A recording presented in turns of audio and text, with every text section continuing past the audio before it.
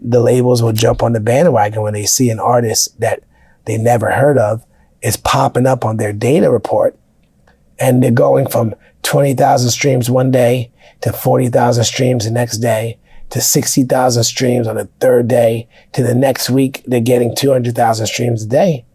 And yeah, you could bot 10 to 40,000 of those streams just to make it look good. It's funny. I mean, I know companies who do it. Okay. I know a lot of companies who do it. Really? I know exactly who to hire. Really? Yeah, I could take Have you any. hired them before? Have I hired these companies before? Yeah. Okay, so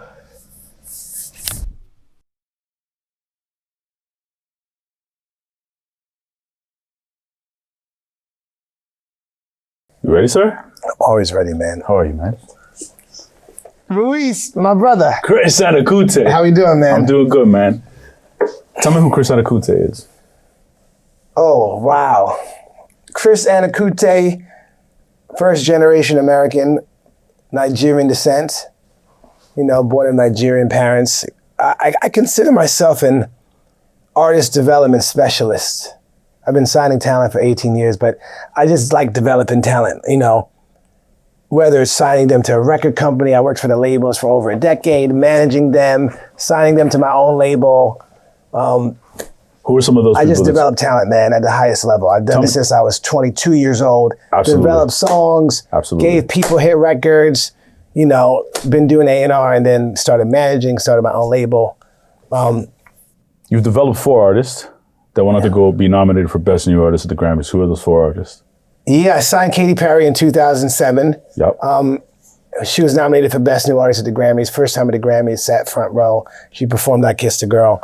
I signed Bebe Rexha 2014. Nice. She was nominated for Best New Artist at the Grammys. I managed her. I developed her, got her first publishing deal, got her a record deal, took her to #1 3 times with as a songwriter with Eminem, Monster Under My Bed to feature Rihanna. Then Hey Mama with David Guetta You were managing and Nicki her Minaj. Sorry, you were managing her when she did that record. Yeah, when she Wow, did, I put yeah. her in the studio with David Guetta through an introduction from my dear friend Eitan, who was working and still works for David Guetta. And then me, myself, and I, G-Eazy, Right. I put together that session with Lauren Christie, Monster that used to Records. work for Avril Lavigne, and these producers from England called TMS. Before that, Iggy Azalea, signed Iggy Azalea. She was my intern. No shit, I Signed didn't her know a record that. deal. What do you mean? She used to always play me records. So she was interning for me and my buddy George Robertson at Interscope. George was an A&R person at Interscope, co-wrote Sexy and You Know It. And she needed a gig, so she wanted to intern. So George called me and said, I got this girl, Amethyst. She's looking for some extra days. You want to use her? So she was working for me for 3 days, working for George for 3 days, doing my receipts, expenses. She used to always play me her music. I remember she played me the video for this song called Pussy that she shot and she wrote, and the shit was fire. And I just she would always just be so ambitious. She used to come to the label dressed better than everybody at Def Jam.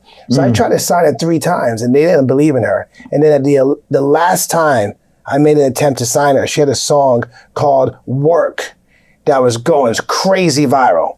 Work, working on my shit. And she was still unsigned. So I remember emailing Barry Weiss, who was the chairman of Island Def Jam East Coast, Universal Music Group East Coast, Karen Kwok, David Massey, Steve Bartos, and I CC Lucien Grange. Oh, wow. 'Cause I just needed to let them know you're not gonna disrespect and not respond and move accordingly. And David Massey said, I'll let you do it. And he gave me a shot. And we signed her to, David was overseeing the signing because I was reporting to David Massey. As an A&R? Yeah, David Massey was the president of Island. That's right. Yeah. But we put her on Def Jam. Oh, we should put her on Def Jam. And she was nominated for Best New Artist too at the Grammys. And then the last artist I managed that was nominated for Best New Artist at the Grammys was Muni Long, Yes, sir. who I originally signed when she was 18 years old. I discovered Priscilla Renee in 2008. Right after I signed Katy Perry, I signed Priscilla Renee. And we put out her first record. I'll never forget this girl. I met her. She was just so sweet and so like innocent. She had a song called City Love. She was making like alternative R&B. She wasn't making like urban music. She was like a army kid from, living in Vero Beach, Florida. And I met her through this production company, this executive producer, Kenny Code. And I signed her. She was one of the best artists I've ever met. When I met her, I loved her. And I'm like, this girl's gonna be a global superstar. And the first person we put her with was Benny Blanco, because at the time, Benny Blanco just delivered us Katy Perry. He co-produced I Kissed a Girl. He co-produced Hot and Cold. So Benny Blanco did her first single, a song called Dollhouse. And we put out her first album, and it wasn't successful. How come that didn't work? You know what? At the time, it was a black girl making pop music. Okay. I mean, the song Dollhouse, if you refer to it, was almost like a Katy Perry sounding record on this black girl. And nobody really understood like black artists, especially females, making like pop alternative music. But that was her DNA. She played the acoustic guitar. She was kind of like a Tracy Chapman, Indie R&B vibe, but this particular single leaned really pop. So we tried to go straight to top 40 radio. It didn't really do well. It was a total disconnect. The label didn't understand her. So the album kind of was a flop, if you know what I mean. Yeah. And we still tried to develop her, but then I eventually left the label in 2010, going into 2011. She was still signed. We were still working on her second project. But after I left, Ron Fair took over Virgin Records, and he was trying to resuscitate it, but he couldn't figure it out. So they dropped her from Virgin. She ended up, becoming a hit songwriter. Right. California King Bed, Rihanna, Who Says, Selena Gomez, Timber, Kesha. And then I started managing her when we launched her breakout. Right. Hours and Hours, that album. She sold her catalog, so she was able to invest in her own project. Priscilla is very smart. Was very determined to succeed in the music industry. I think it's one of the best artist development stories, because this is a girl who started when she was 18 years old. Yeah. Through all adversity, got dropped, put out a record, didn't do well, was signed to a major label, gets dropped, builds a catalog as a songwriter, has #1 hit records, builds a name for herself in the industry, gets some value, sells her catalog, and then reinvests her money into her own project, changed her name to Muni Long, and had a breakout, smash, debut album, critically acclaimed, #1 record, completely independent. And I got to give her all the credit, because she had the vision, she funded it, and I just helped quarterback it. And, brought it to Def Jam, negotiated with Lucien and Tunji, and probably did the biggest deal of this decade for Muni Long. So at the time. And then she was also nominated for Best New Artist. So that's 4 artists that have been a part of their careers from the beginning. That's incredible. To all my artists, managers, and labels, how are you making sure your artists' biggest supporters actually hear about new releases, tours, and merch drops? Because if you're still relying on social media or basic text and email services to do the heavy lifting, you're leaving money on the table. And I need to tell you about Forever Fan. Forever Fan is a modern CRM built specifically for the music industry.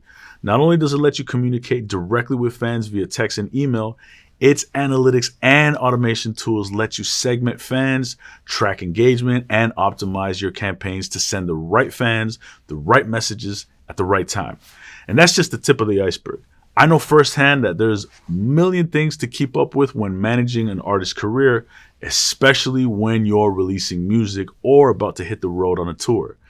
So the fact that Forever Fan alleviates pressure by making sure valuable data and fan engagement opportunities don't slip through the cracks, it is an absolute game changer.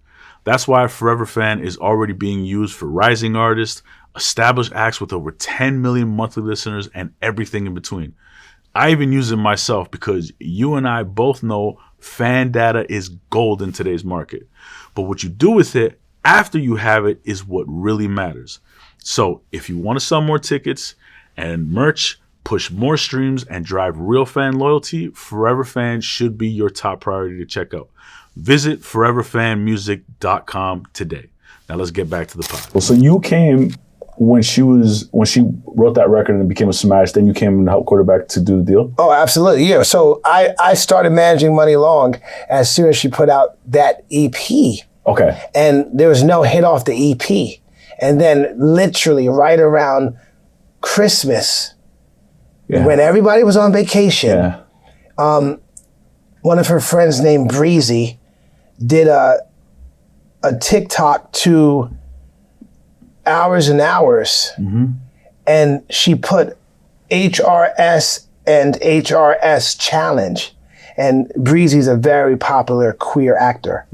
And for some reason, the internet thought it was like a queer challenge because it said HRS. They thought it was a hers and hers challenge. Oh, okay. And the record just started exploding. Really? Like within 2 weeks, it was the most viral record on the internet, on TikTok and Instagram Reels. Mostly with LGBTQ. And I remember calling Tunji and I said, Tunji, yo, Priscilla Renee got a bullet. I'm like, she changed her name to Muni Long and you're gonna sign her as your first artist when you take over Def Jam in January.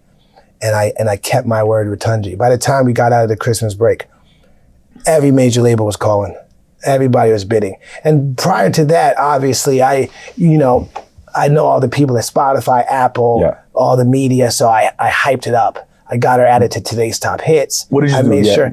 I just basically, I know all the players who make the gatekeepers at the time who are responsible for making the major moves, whether it's adding you to Today's Top Hits, putting you in certain feeder playlists that get you more action on the charts, whether it's Hot Rhythmic or Pop Rising or, the Hot Apple playlist. So I just basically pulled out my Rolodex and started making calls to call all the right people to start moving her around.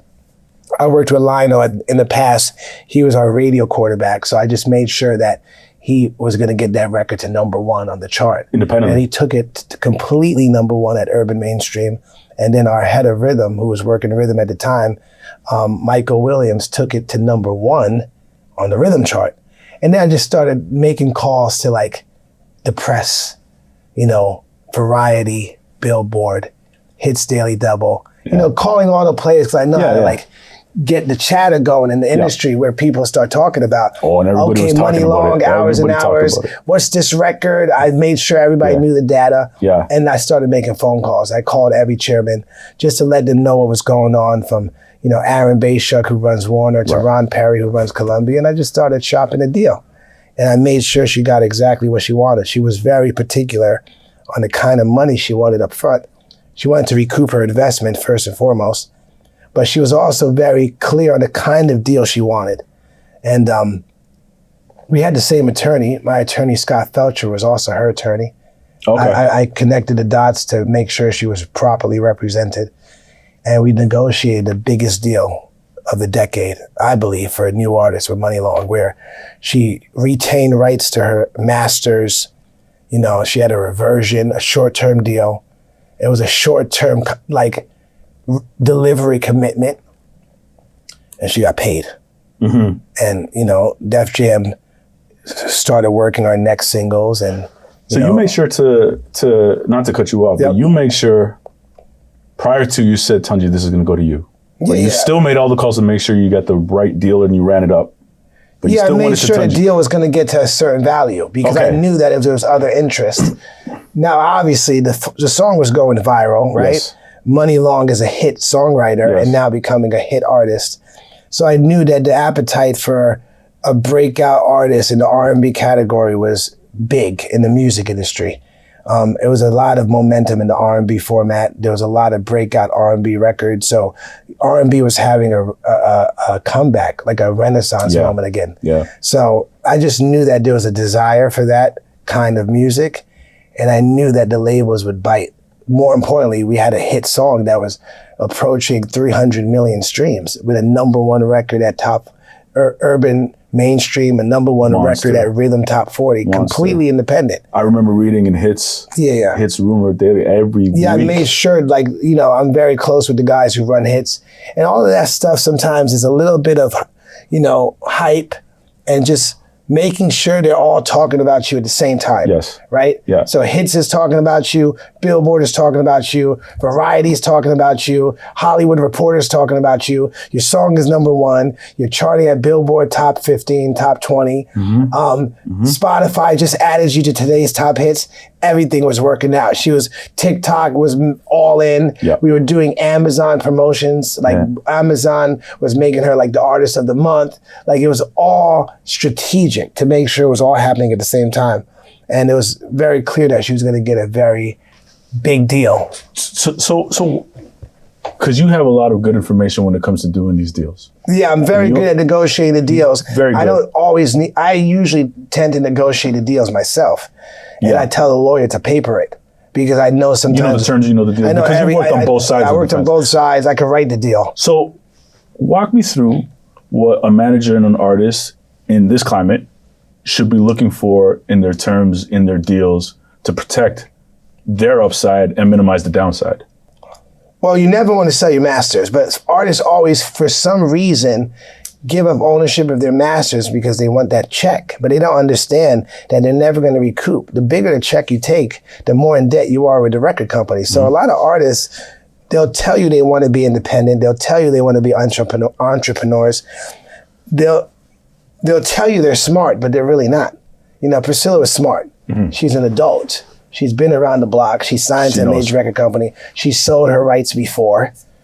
She understands the value of when you own something, what you could get for it, because she owned her publishing and she sold her share and she was able to get a nice check for it. So at the end of the day, you know, she sold a part of her catalog. So when you own something, you know you could sell it. So she was very smart, but most artists are just very, you know, quick to take the money off the table and they'll sell their rights and they'll settle for a royalty. Yeah. But if I'm advising you, I would tell you to never sell your rights. I would tell you to stay independent as long as you can so you could basically write the terms you want and pretty much write your own deal. And that deal to me is where, one, you have ownership. There's a reversion on the license. So you're doing an exclusive license with the record company and the rights revert back to you after 10 years, maybe 12 years max. So literally let them develop the repertoire and then once they, you know, 10 years after recoupment, or maybe sometimes it's 10 years after the end of the term. At the end of the term, right. Right? Yeah.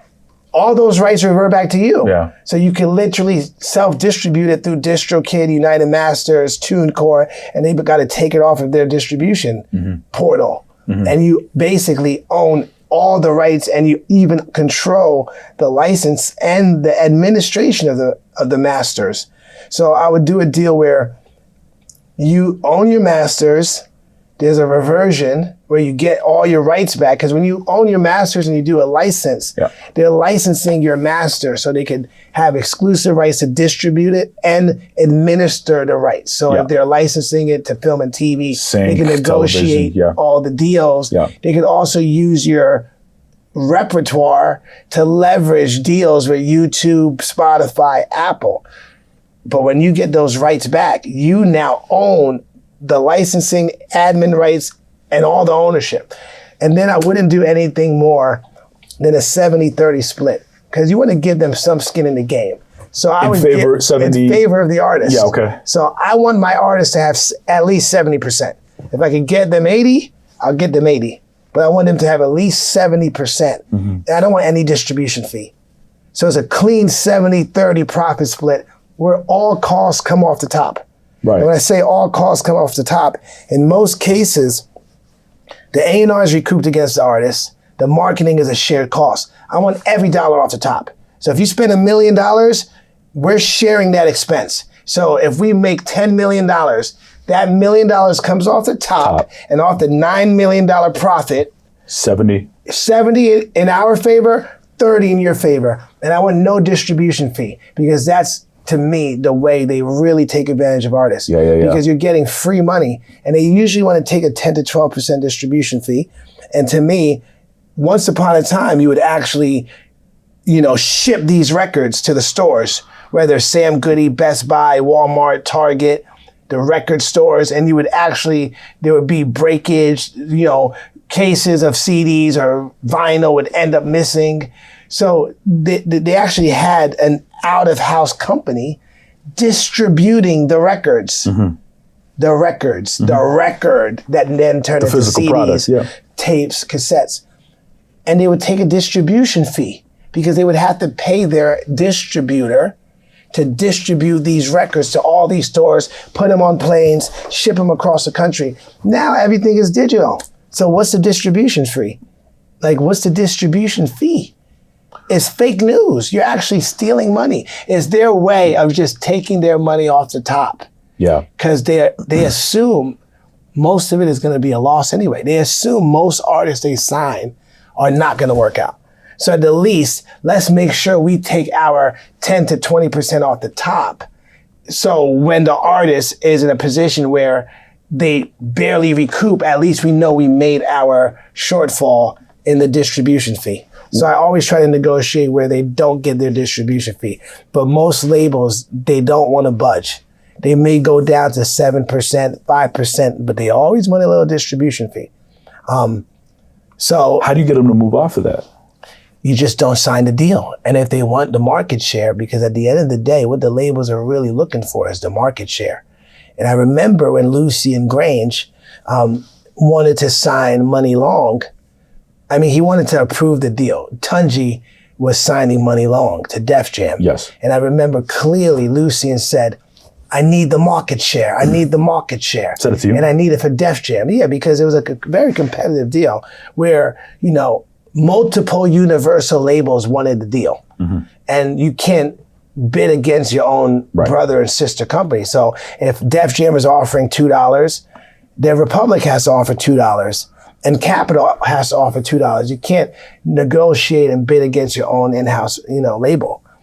And Lucian particularly wanted the market share at Def Jam. And I basically gave him my word that we're going to make sure we sign it to Def Jam. And because market share is very important for these record companies. Why is it important? Well, because market share is one, how they negotiate their deals with the DSPs, like Spotify, YouTube, Apple. The market share leader runs the business. They basically run the negotiation at the table. So if you control the market share, you control the negotiation at TikTok. You get to pull your music off of TikTok because you have all the leverage when it comes to the way they do their licensing deals, because you control most of the repertoire that goes on these platforms that are licensed by the Spotifys, the YouTubes. And market share also pays bonuses, healthy bonuses to the label heads. So based on market share, based on labels making their numbers, certain executives are rewarded very handsomely with a nice bonus. Right. Hundreds of thousands, sometimes millions, when they make their year and they have a certain amount of market share. So to your point, UMG is the leader in market share. Not too long ago, UMG just renegotiated with Spotify. So basically, you know, we keep on hearing the number, you know, Spotify pays 3 to 5, you know, 0.003 to 0.005. Yeah. Something like 3,500 Yeah. for a million streams. Approximately. Quote unquote. Quote unquote. Yeah. That's been the number for years, right? But that's what they pay the labels. Apparently. But over the last 4 years, the payouts have tripled. It went from $3 billion in, let's call it 2021, to now $9 billion. So Spotify pays out to the rights holders, the owners of the masters and the publishing copyrights, the publishers, 70% of all revenue from subscription and advertising. And it's weighted differently, right? Because there's some tiers in India and developing markets where they're not paying a full $11.99. You know, all streams aren't weighed the same, right? So if America pays more because it's a lot of premium streams versus more developing markets like India, parts of Latin America. But bring it all together, they're paying anywhere from $3,000 to $5,000 per million streams to the labels.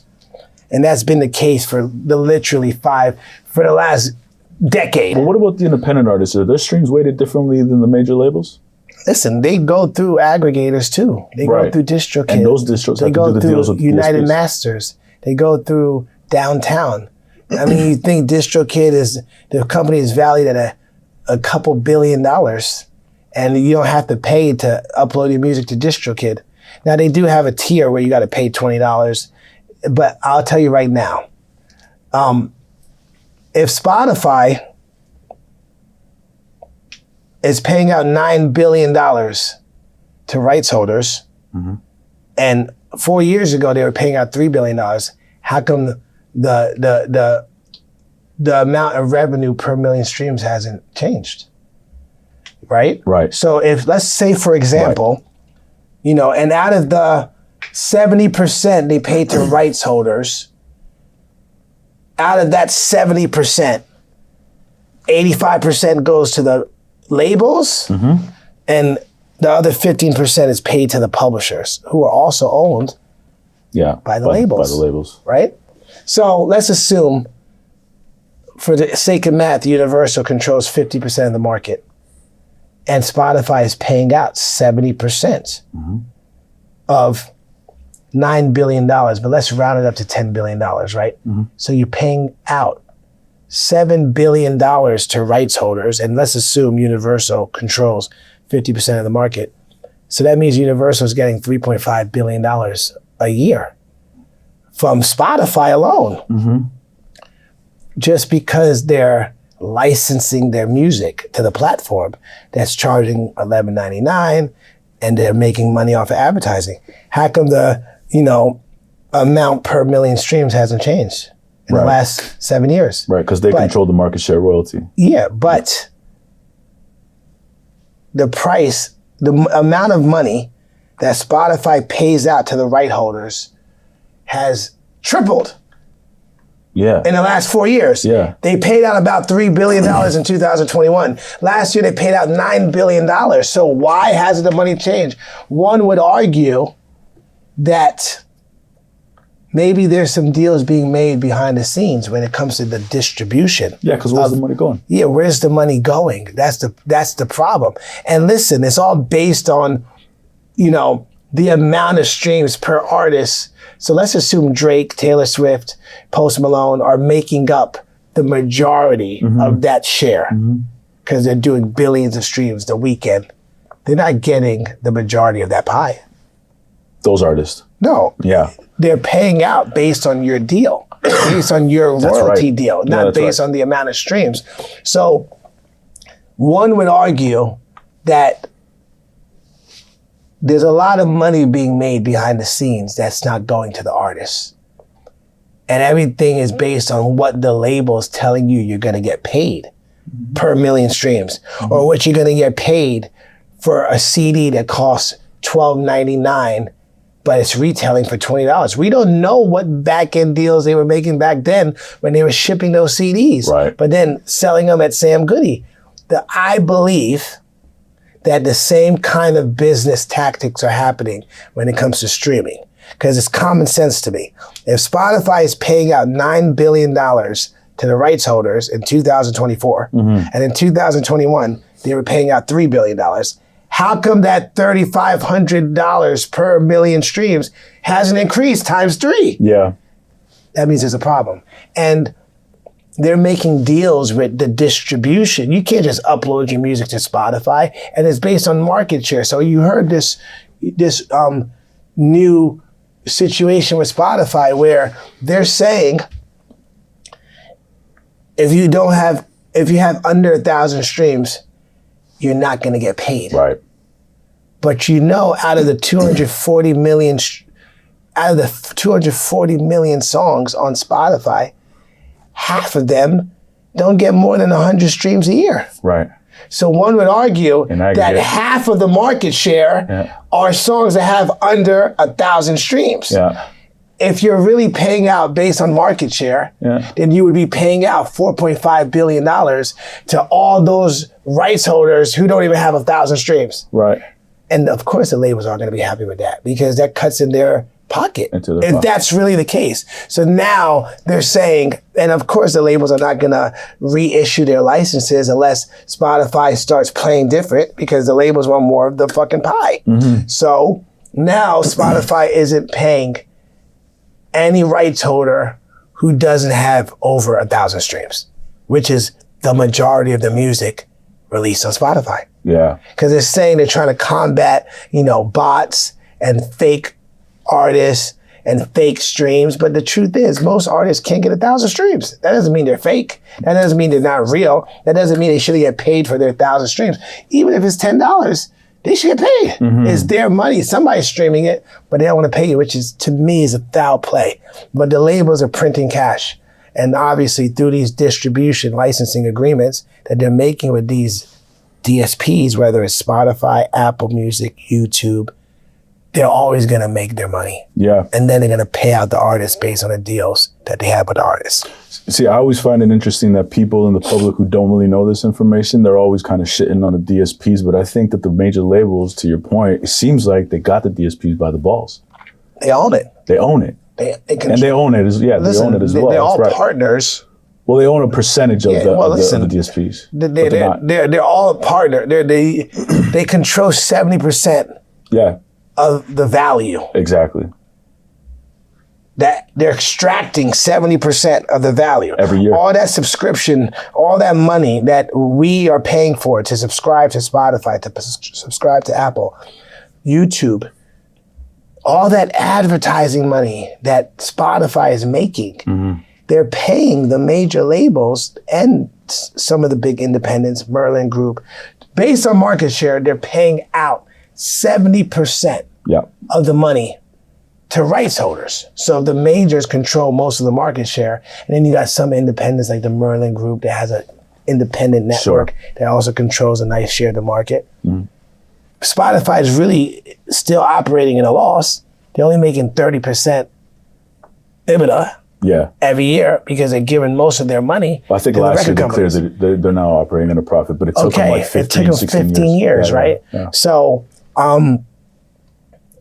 something is different. Something is going on that doesn't seem completely right. And I don't think we could just blame the DSPs that they're not paying artists fairly and they're not paying rights holders fairly, because they actually may be paying them handsomely, but maybe the labels aren't accounting to the artists fairly. One would argue. Why would you think that there's a lack of transparency when it comes to royalty accounting? Well, the systems are backed up, one. The idea that you could literally transfer money from your bank account to somebody else within 20 minutes via a wire. The fact that you could get paid through direct deposit from your employer every week. I don't understand why the major labels don't account to you but twice a year. Right. They still don't pay you. Like, you're getting paid by DistroKid every month, right? Yeah. Which is better than anything else, because just pay me once a month. If you collected the money, pay me within 10 days of you collecting the money. But the labels keep your money in a pot for 6 months and they account to you and they don't pay you your money. They pay you twice a year. So imagine if you have $500 million, $2 billion just sitting in accounts. Imagine how much money you're making on just interest. Yeah. They don't want to pay you out the money. Right. And then it's so hard to really dissect these royalty statements because there's so much data and it's so backwards. Now, technology is improving. That's going to make it a little bit more transparent. But at the end of the day, the systems are still very, It's antiquated. Yeah, it's antiquated and dysfunctional. It's still really tough to dissect. I mean, I just got a royalty statement from an artist, a group, potentially trying to sell their catalog. Okay. And just to dissect the royalty statement and figure out why they haven't recouped and what's going on, it's a lot of management, a lot of business, management and like financial scrutiny. And a lot of people just don't have the stomach to even get through it. So they're just like, just give me another advance. I need some money. That's where artists are. That's why artists, they don't even really care if they recoup. They just want the money. So they're like, if you're going to give me another advance, my lawyer told me they're going to give me another $2 million. I'm not even going to look under the hood to see when I'm going to recoup or how much money I would have made if I didn't take that first big advance. Right? So, but that's just the way the game is right now. Which to me is also another fallacy that I keep hearing people talking about online when they say that it's a bad bank loan. It's not a bad bank loan. It's not a bank loan because you don't have to pay it back. Yeah, so it's not no bank is going to ever let you not pay the fucking money back. Exactly. It's actually a huge risk to the record company. Risk, but it's not good debt because it's almost you're taking money and you're giving up too much in exchange for the money. When you're giving up too much, and especially when you have success, you actually put yourself in a bad position from an overall business standpoint because you don't own anything. Unless you own it, like you said, unless if you get into 70-30. Unless you own the rights, unless you have a true profit split, not a royalty, like a profit split deal. And it's very important that you do a profit split deal. Where everything comes off the top, all expenses come off the top. Because explain the other royalty deal. I mean, a royalty deal, everything is charged against your account. So at the end of the day, if you're in a royalty, let's assume a superstar royalty is 20%. Every single A&R cost is charged against your 20%. So just for the sake of math, let's say you know, they invested $100,000, into your advance. They invested another $300,000 to make your record. And another $300,000 to market you. So call it $700,000. And let's say they made a profit of like $5 million, right?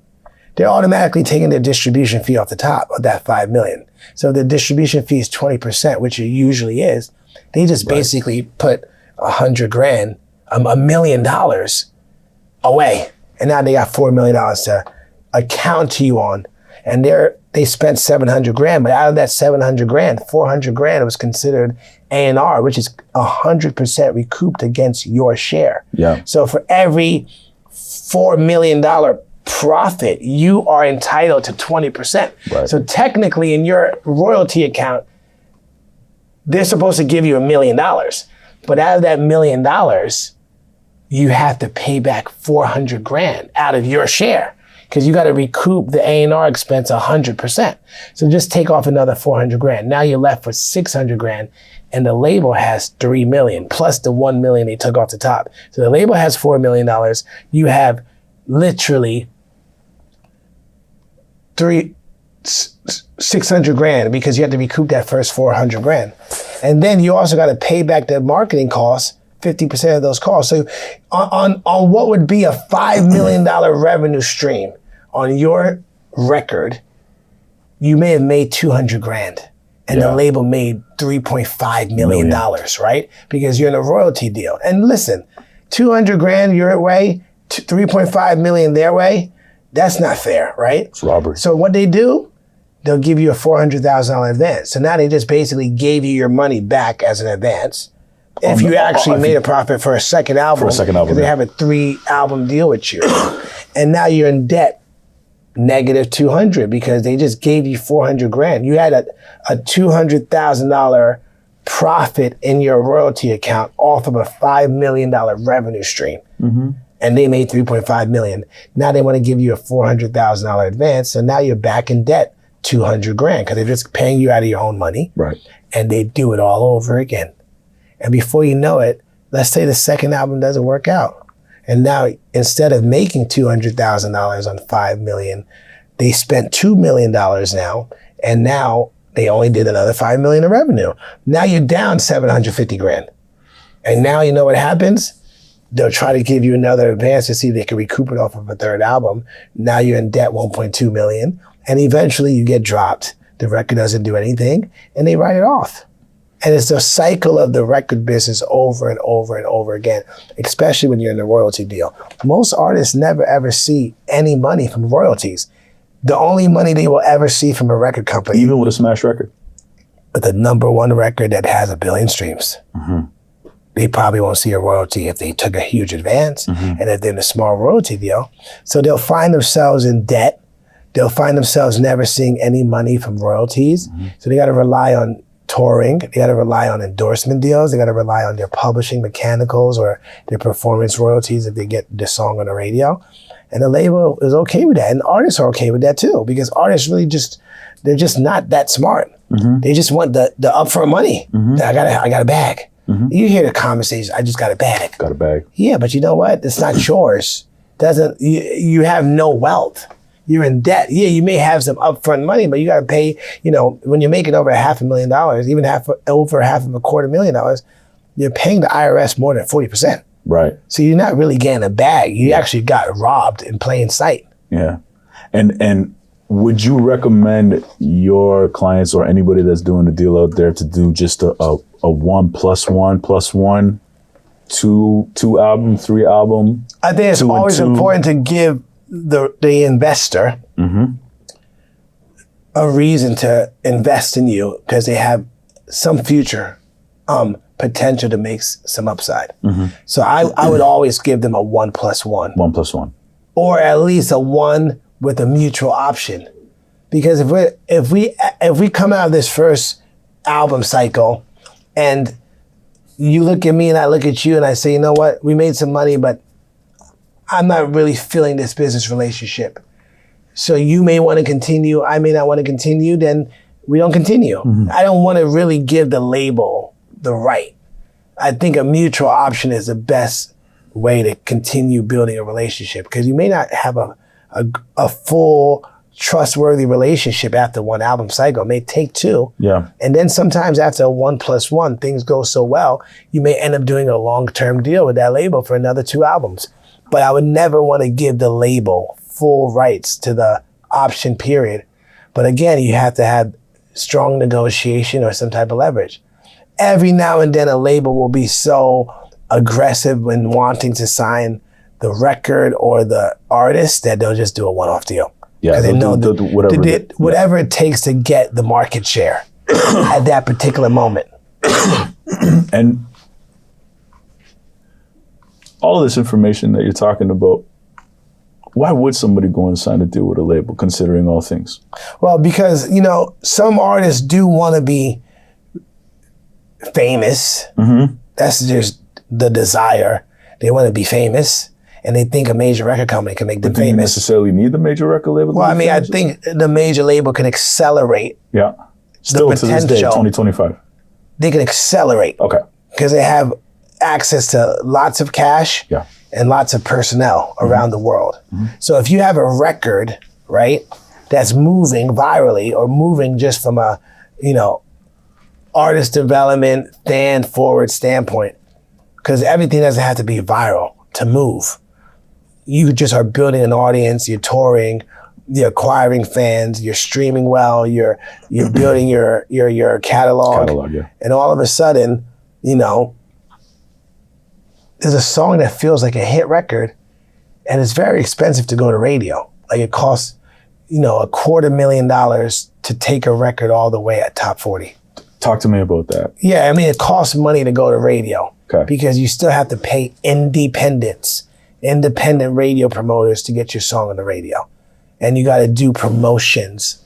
Like you got to do certain things to ensure that your record is going to get played. Radio just doesn't play your record. You have to pay indies to promote your record. What if you have something that's going crazy online? The streams are going crazy. Will radio play it without having the independent promote? No, radio's still a business. Yeah. You still have to rely on, incoming revenue through advertising and through promotions. So, they can't fund a bill to fly you to these markets to do the radio shows and do all the, lounges where you're going in there playing acoustic guitar at 5 a.m. in the morning for the radio programmers. So, there's locals that go on the road that have to drive in a van in a market, maybe call it the Southwest market where they're going through Texas and, Utah and Colorado. And, one would argue that there's still payola because why does it cost $150,000 to take a song to #1 at urban radio and 150 to 200,000 to take a song number one at mainstream rhythmic radio, and $250,000 to take a song to. Now you can't buy a number one record, but I could get a record on the chart for X amount of money. Like, you can't buy a number one record? You can't buy a number one record because eventually it has to come down to research, right? Research is, people got to connect with the song. Yeah, that's still valuable. They're still valuable. Yeah. They put the song into what they call research to determine whether or not the song is valuable. Yeah. And the consumer in those markets want to hear the song on the radio. Because if people don't want to hear the song, then people are tuning off the radio station. And if people are tuning off the radio station, it's hurting their business because they have to sell advertising. So the more signals that are, awake and listening, the more important the radio station is in that particular market. So to that point though, because I think some people will think watching this and saying, well, what does radio matter? Well, radio still makes you popular and commercial in a certain way to the mainstream middle American consumer, right? I call it the American Idol consumer, the apple pie American. It's a good plug. The American Idol producer right here. Yeah, well, I executive produced a couple seasons of American Idol when Katy Perry was on it, which is great working for that show and just helping those kids see their dreams true. But mainstream radio can still make you famous and popular. Yeah. Like at the end of the day, you can have the biggest indie artist that has hundreds of millions of streams and performing at Coachella, but the average soccer mom in, Texas, Atlanta, Utah, and many parts of California don't know who they are until they hear their song on the radio. And also advertisers, major brands, big, Coca-Cola, Pepsi, Lay's potato chips, those kinds of brands who need familiar music to sink into their commercials are more prone to be attracted to songs that they heard on the radio. So radio may not necessarily move the needle when it comes to streaming, but radio moves the needle when it comes to building the brand, the overall popularity of an artist, and the cachet of what people may think is fame. And a lot of times people want to sign a major record deal because they want to scale their music globally fast. Mm-hmm. It's very hard to build a global campaign if you don't have the cash quickly to spend in multiple markets. Like, you could work the American market and then move to Canada and then spend some time in the UK and then move to Central Europe and then just to keep on clawing your way through the world. And it may take you 18 months to deliver a record. But if you have a record that's moving in all these markets where it's going, building steam in India, building steam in Brazil, you can look at the streaming picture and you can see where your streams are coming from. And Brazil is a top 5 market. India is a top 5 market. America is a top 5 market. The UK, you can ignite radio quickly in these territories around the world. If you have the capital. At the same time, if you have the capital and the personnel. Because these record labels have 400 to 1,000 people working for some of them. They have local radio people in Germany. They have publicity people who are getting you local press, local TV in these markets like Ireland and Scotland and the UK and France and Italy. So all those things, 1 + 1 = 4, to build a global superstar. But if that's your desire.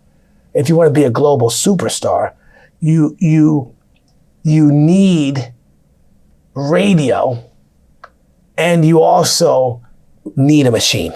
Mm.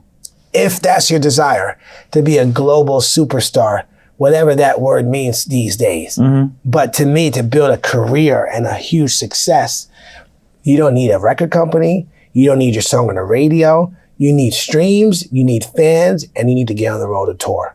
And touring is very correlated to streams. It's not correlated to radio. So you can have a huge radio hit, right?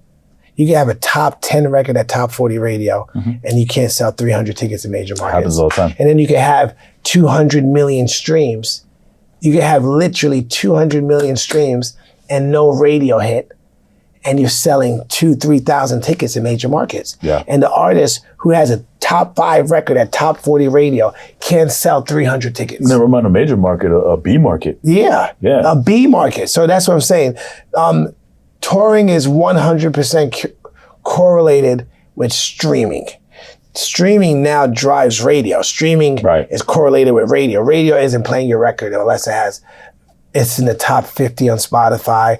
It has, 50 to 100 million streams, and it's building momentum up. Yeah, and now the radio's not taking the chance on that, but that's also a decision on the major side as well to not actually spend the money on radio unless they're seeing what's happening on streaming. Well, they'll have to, because it's a loss for them. Yeah. Once upon a time, you would sign a record, you would sign an artist. This song is produced by Timbaland, this song is produced by Max Martin, this song is produced by Tricky Stewart, Stargate. And you know what would happen? They would go to radio. Immediately. Because they hear it. I mean, listen, I Kissed a Girl. Katy Perry. Yeah. There was no story. I mean, Spotify wasn't even out that time when we put out I Kissed a Girl. There was no Spotify. People were still buying CDs, right? So you just had to have was it that long ago? Yeah, Spotify came in, 2012? And Kiss a Girl was? Kiss a Girl was 2008. Damn. There was no Spotify when we put out I Kissed a Girl. Yeah. So it was one of those things where every record lived and died at radio, or it just wasn't happening. And also MTV, formats like MTV, 106 in Park, TRL, VH1. Like if you had the right video, if you had the right look, if you were on the right couch, whether it was Ellen or Oprah, or David Letterman, distribution was all centralized in one place. Everything was centralized, right? Yeah. So it was one of those things where you could literally go to radio on a Monday, impact the record on a Tuesday, and in 7 days, your song is literally #1 phones, and a star is born. Everybody in the country knows who you are because your record is being played on 150 radio stations, and it's selling, millions of singles. Mm-hmm. And it's platinum in 3 weeks, and you're on the biggest, stages. You're on everybody's couch, and you're almost like a overnight celebrity. And those days were the days when the gatekeepers had control. Yeah. Now, and it would cost $250,000 every single time you went to radio. That's before my time, sorry, not to cut you off here, but it's fascinating to me because how are you identifying that this record, you guys are on the label? Like, you're swinging for the fences. Okay. You basically just have to use your gut instinct. Mm-hmm. And, they play the record. There used to be something called Rate the Music, right? Which was some like research tool that the labels would basically spend money to test these records by putting it through this portal called Rate the Music. And based on a score. What? Yeah, based on a score, it would determine whether or not the record was going to be a hit at radio. I don't know who the sample pool was, but based on a certain score that Rate the Music gave you after you tested your song. Oh, it was actual people. No, they would probably pull like 100 people, 200 people, all diversity. Yeah.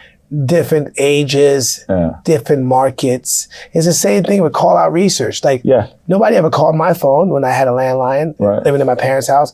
I don't remember anybody ever calling my landline saying, "Hey, I just want to play you this record from Sheryl Crow. And does it sound familiar to you?" Yeah. Yes. Would you listen to it again? Yes. Da-da-da-da. And then they would basically give you a score based on call out research. Nobody ever called my phone. Again, we're just going to take their word for it.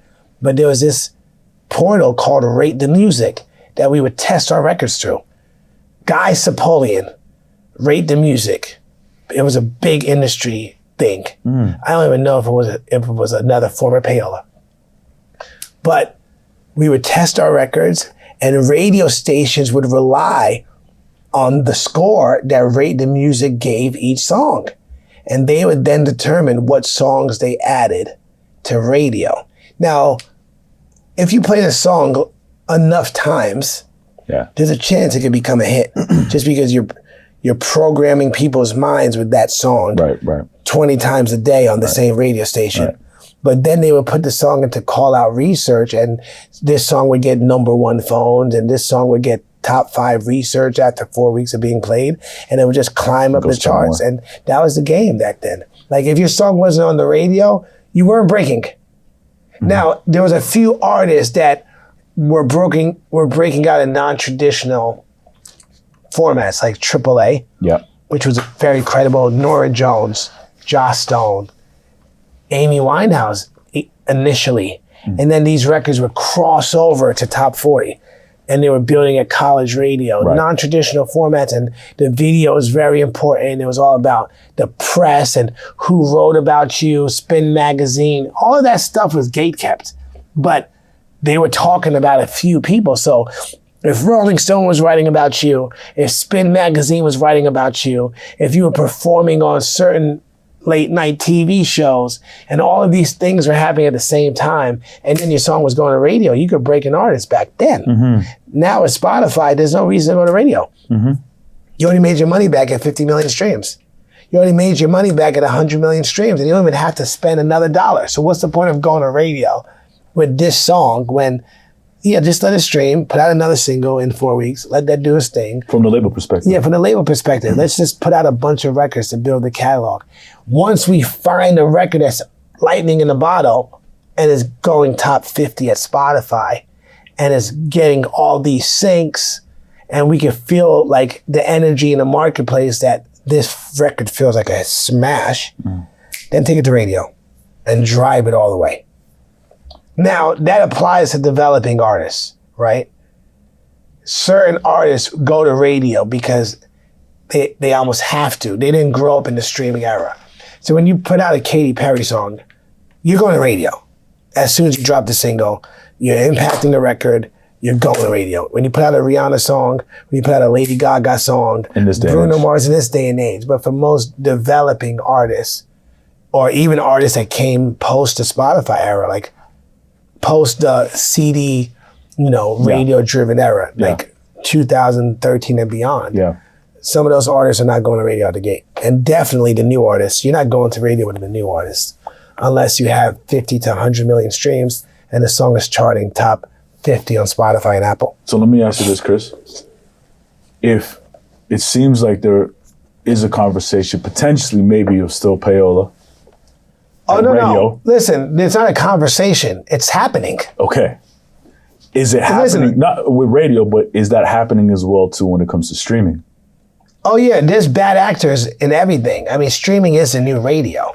So there's 100% foul play happening with certain records at radio. I mean, I'll put it like this. I know how much it costs to take a record top 40. Okay. And it doesn't have to be a good record. And if I had the money, I could take any single record I want and put it in the top 40. Today, at any format. Okay. It costs a certain amount, but you have to hire indies and you got to pay them and they'll get your record into the top 40. How much does that cost? I mean, for urban mainstream, $50,000. Okay. Your record's in the top 40. Another $25,000, you're getting into the top 20. Now it comes down to research. Now the record has to be good enough for it to continue moving up the charts. But sometimes people just want the chart position for the story. Right. You know what I'm saying? Now, if the chart action isn't actually moving streams, it's hype. You're just paying for play for the sake of charts, Billboard. I don't know, maybe you're trying to get a publishing deal, whatever. But if it's actually moving streams, interesting. I never thought about that. Because people are sometimes trying to leverage, chart position, radio, because radio still pays out performance royalties. Most of the income in publishing is through performance, radio airplay. So sometimes for the sake of just getting the publishing deal, you may just want to take the record to radio if you're a strategic manager or a strategic production company who also has the publishing rights. Because you can leverage that chart position to go get yourself your money back in a publishing deal.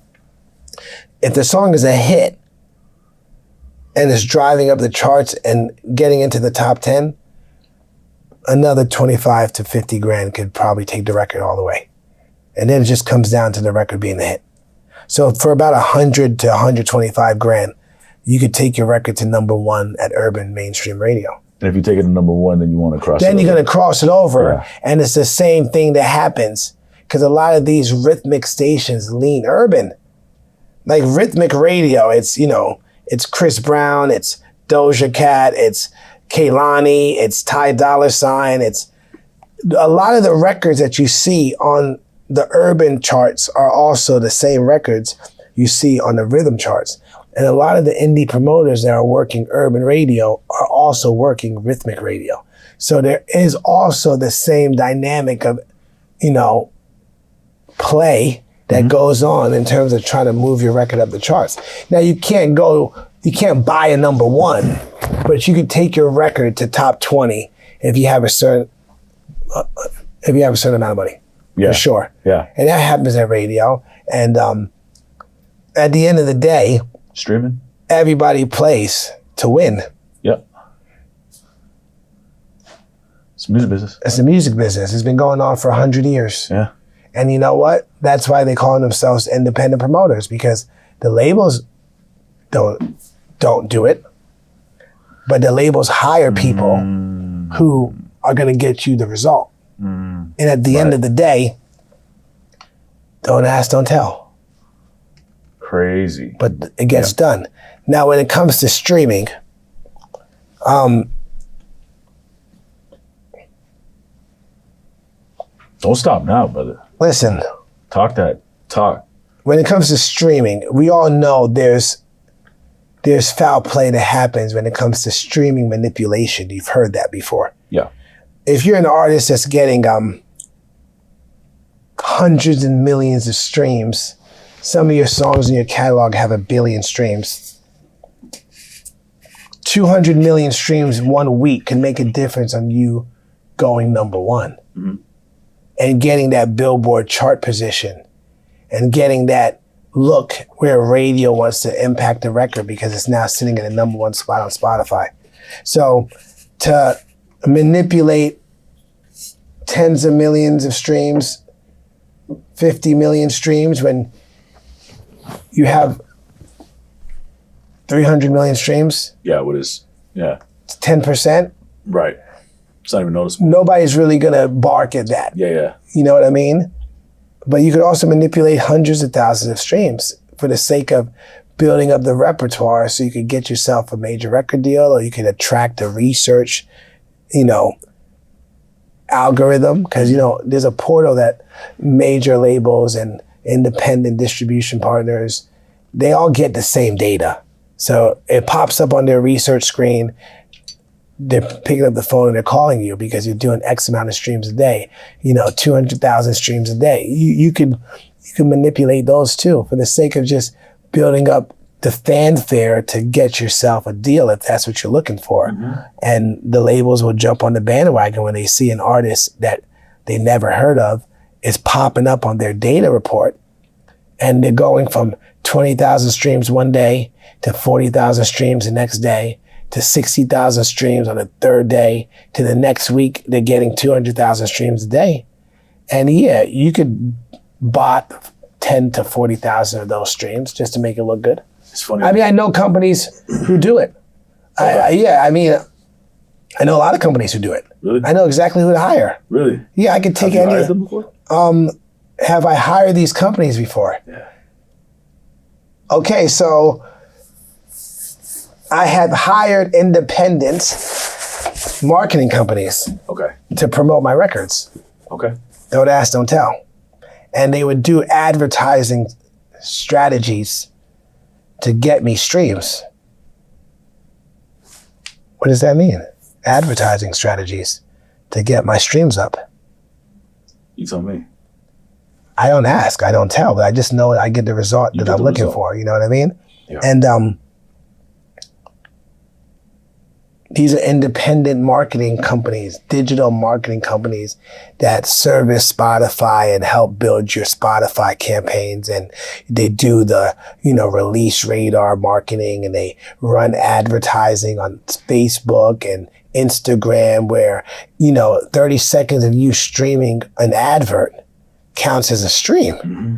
So they have very strategic marketing tactics to get you those extra streams that you may need that week to either build momentum on a song, to crack the, viral chart. Mm-hmm. But absolutely, everybody knows how to play that game. Everybody in the record business has been a part or has seen their company cheat. Everybody in the record business has been a part of or has seen their company cheat.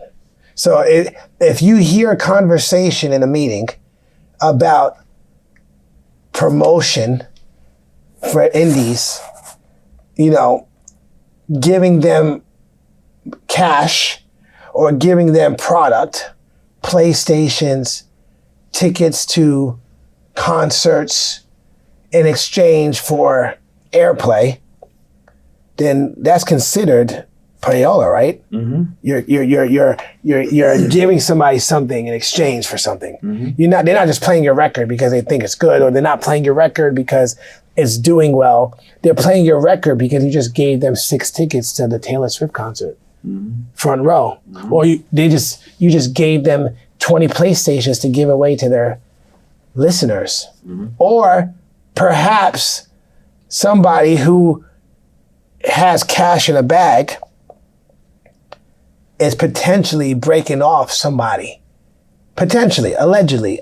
I don't know for this to be true, but I've seen companies I work for cheat.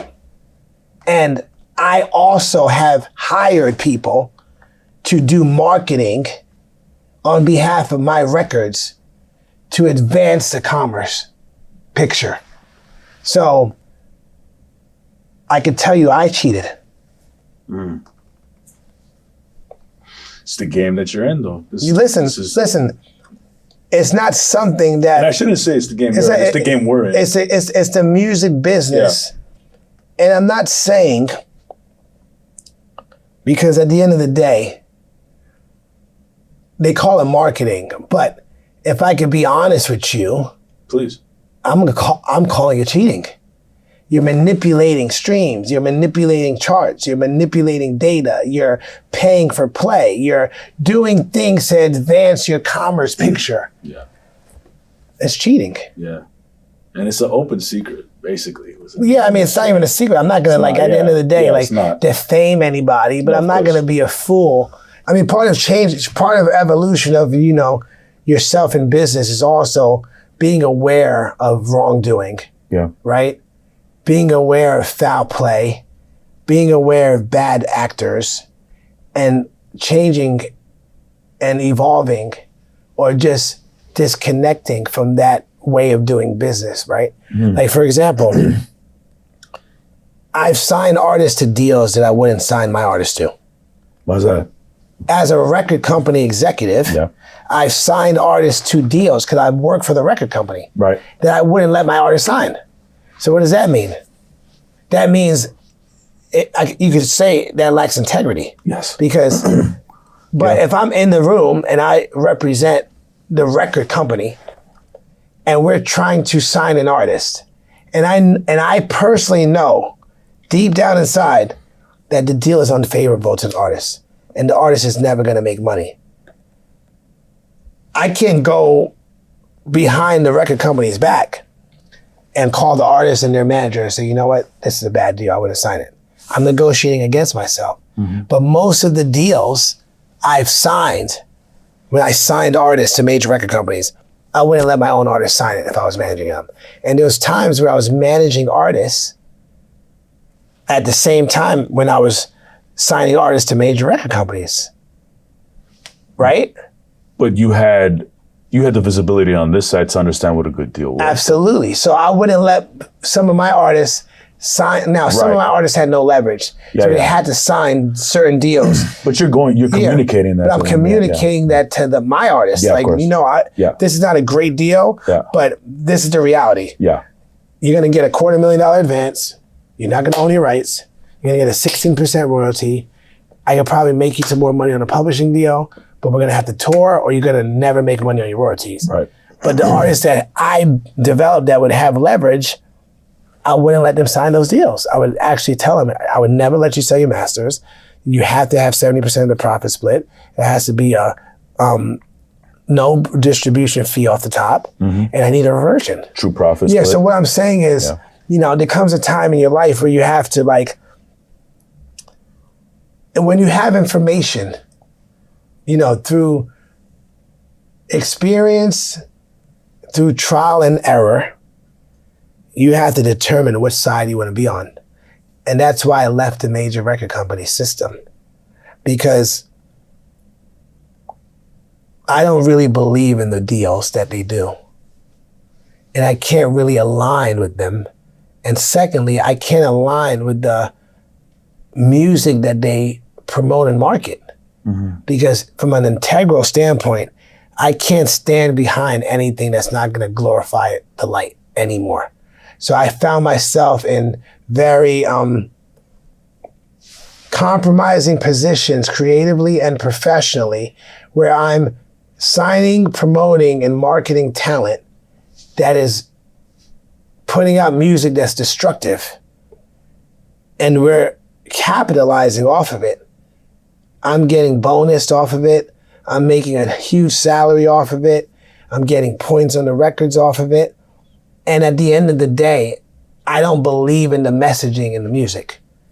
And whether you like it or not, if you're running a record company, if you're running A&R, if you're a senior executive in a business, you have to be a part of everything that the company is exploiting. Right. So you're guilty, not by association, you're guilty.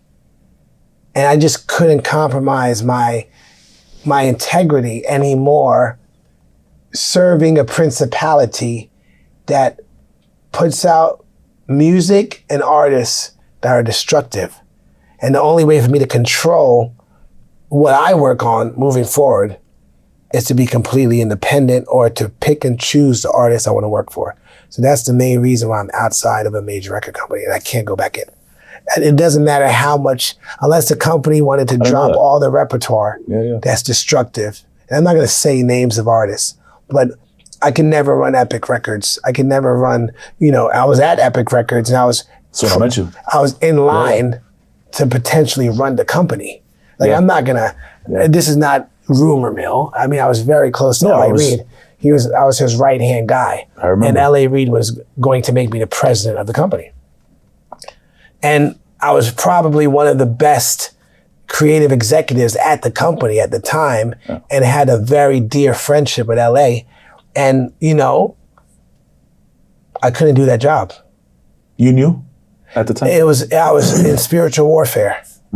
I just knew that even though it was my dream to run a major record company, now that I'm in the light, now that I see in the dark and I see what's going on and I see how important it is for us to be accountable to the decisions we make, the music we exploit, the artists we promote and market, I couldn't compromise my eternal life in the Lord Jesus Christ, because I'm God-fearing. I believe in being as light as you can and promoting positivity without compromising and selling your soul and just looking to the left when you should be going right. So I had to bow out because I just couldn't evolve any further. I know too much information. I've seen too much and I know too much. I couldn't play in that pond anymore. What made that change happen in you? Well, I've always been, I've always had a fear for God and trying to do the right thing and be as righteous as I could be and reap what I sow. And I just realized that the people I idolized when I was a young kid weren't the people that represented themselves in the way I would want to represent myself. Yeah. So it's like God says, be careful what you wish for because you might just get it. Like God put me in a position of power at a young age and seated me next to some of the most accomplished executives in the music business. And the things I seen and heard and was also a part of by you're in the room, you work for the company, you're the, executive A&R. Yeah. I just knew that for me to go to a certain level, I would probably have to sell my soul a bit more. And I already started selling it. And I couldn't sell it anymore. Meaning I started being complacent to things that I knew weren't right. I started promoting and glorifying music that I know wasn't constructive, but was destructive. I started letting things slide that I saw that were inappropriate and just not righteous. And I knew that I was getting caught up in my ego. I was edging God out because I was getting paid very healthy. Right. I was having hits. I think a lot of success. Yeah, lots of success. Yeah. And I was put in a position of power and opportunity that was going to continue growing as long as I wanted it to grow. And I just couldn't compromise anymore. So I had to bow out and like reinvent myself and, kind of like take a step back and like kind of reevaluate my journey, my desire moving forward, and how I want to rebuild my persona as a record executive.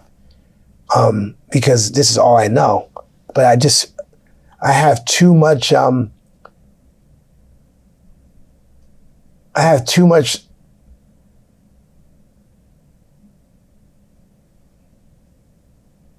I just have too much reverence for the Lord.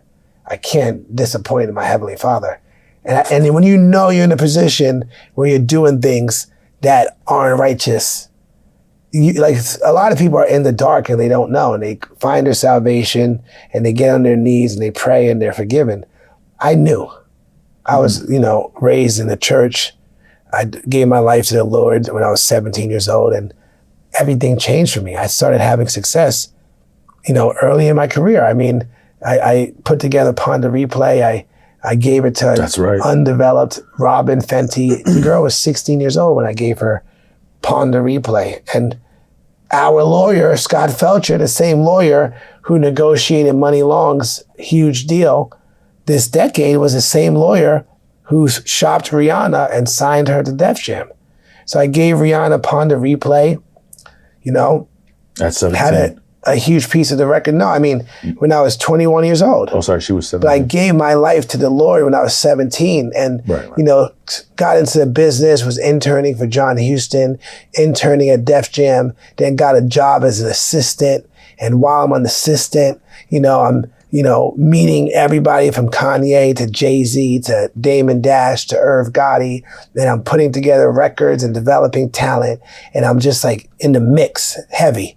And I developed this songwriter from Jersey, and I introduced her to my neighbor, Veda Nobles, and he gives me a bunch of instrumentals, and out of like 15 instrumentals, I picked this Culata rhythm, and she writes the song while smoking a Newport cigarette while I'm in her car. Come Mr. DJ, Ponder Replay. And I try to get her a record deal because I just wanted to be in the record business. So I didn't care if I was managing you, if I was publishing you, if I was signing you to my own label at the time, Cristal Entertainment.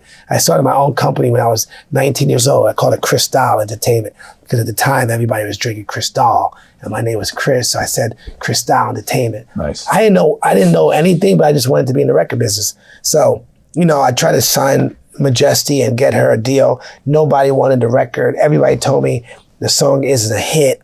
So I was getting some advice from Scott Felcher, my lawyer, and he told me about this girl he just started representing named Robin Fenty. And he was representing her. He was representing the production company, Sturkin and Rogers. She was living in Connecticut at the time. And he was also representing Jay Brown at the time as his attorney. So it was very easy to shop her to Jay Brown. And Jay Brown heard the demos and loved it and signed her the day he met her. I didn't know what that meant until Pon de Replay became a #1 record, and the first royalty check was like $60,000. And I remember, I'm like, damn, yo, we're rich. And I moved out of my parents' house and got the most expensive apartment in Hoboken, New Jersey. And I just started signing talent. I was a manager, I was a label, I was an A&R guy, and I was just moving. And I, helped develop this girl in California. I came to California when I was like 22 years old for like 2 months. I paid my own way because I had some money from Pon de Replay. I met my dear friend Sandafu. He was working with this artist, Angela Villa, and we developed her. And then I shopped her for a record deal. And the day I met Jason Flom, he signed the artist. And he's like, would you ever do A&R? And I said, what? He's like, I just love your energy. Because I was like her manager and her hype man. And he said, but you can't. I said, but what am I going to do? Because I just started managing this girl. I got my first royalty off of Pon de Replay. I'm feeling myself. I got a little bit of cash. The day I meet Jason Flom, he offers my artist a record deal, and he offered me a job. And I was 23. I just turned 23 years old. And he offered me $80,000 a year. And I said, what? And I'm getting money from Pon de Replay, and you're gonna give me 80 grand a year, and I'm 23 years old. So we left a meeting. I talked to the artist and for perspective, my partner. Like 2000. That was 2006. Oh, 2006. 2006, because Rihanna, we put out Pon de Replay in 2005. Was it 2005? Yeah, 2005. Oh, wow. Pon de Replay came out August 2005. And 2006, I got the job, and he signed my artist. And I said, you know what? I think I could do more for you if I was in the building. So I took the job, and I had to find her a manager. So the only manager I knew was Mark Jordan, who was managing Rihanna. So I introduced her to Mark Jordan. Mark Jordan started managing her, and I took the job. And the first artist he gave me was Joss Stone. And I didn't know anything about A&R, but I knew, I read credits, and I knew who was who. And I remembered Dallas Austin's name and Raphael Sadiq. So I just started calling I just started using the phone at Virgin Records. This is Chris Anokute, Senior Director of A&R.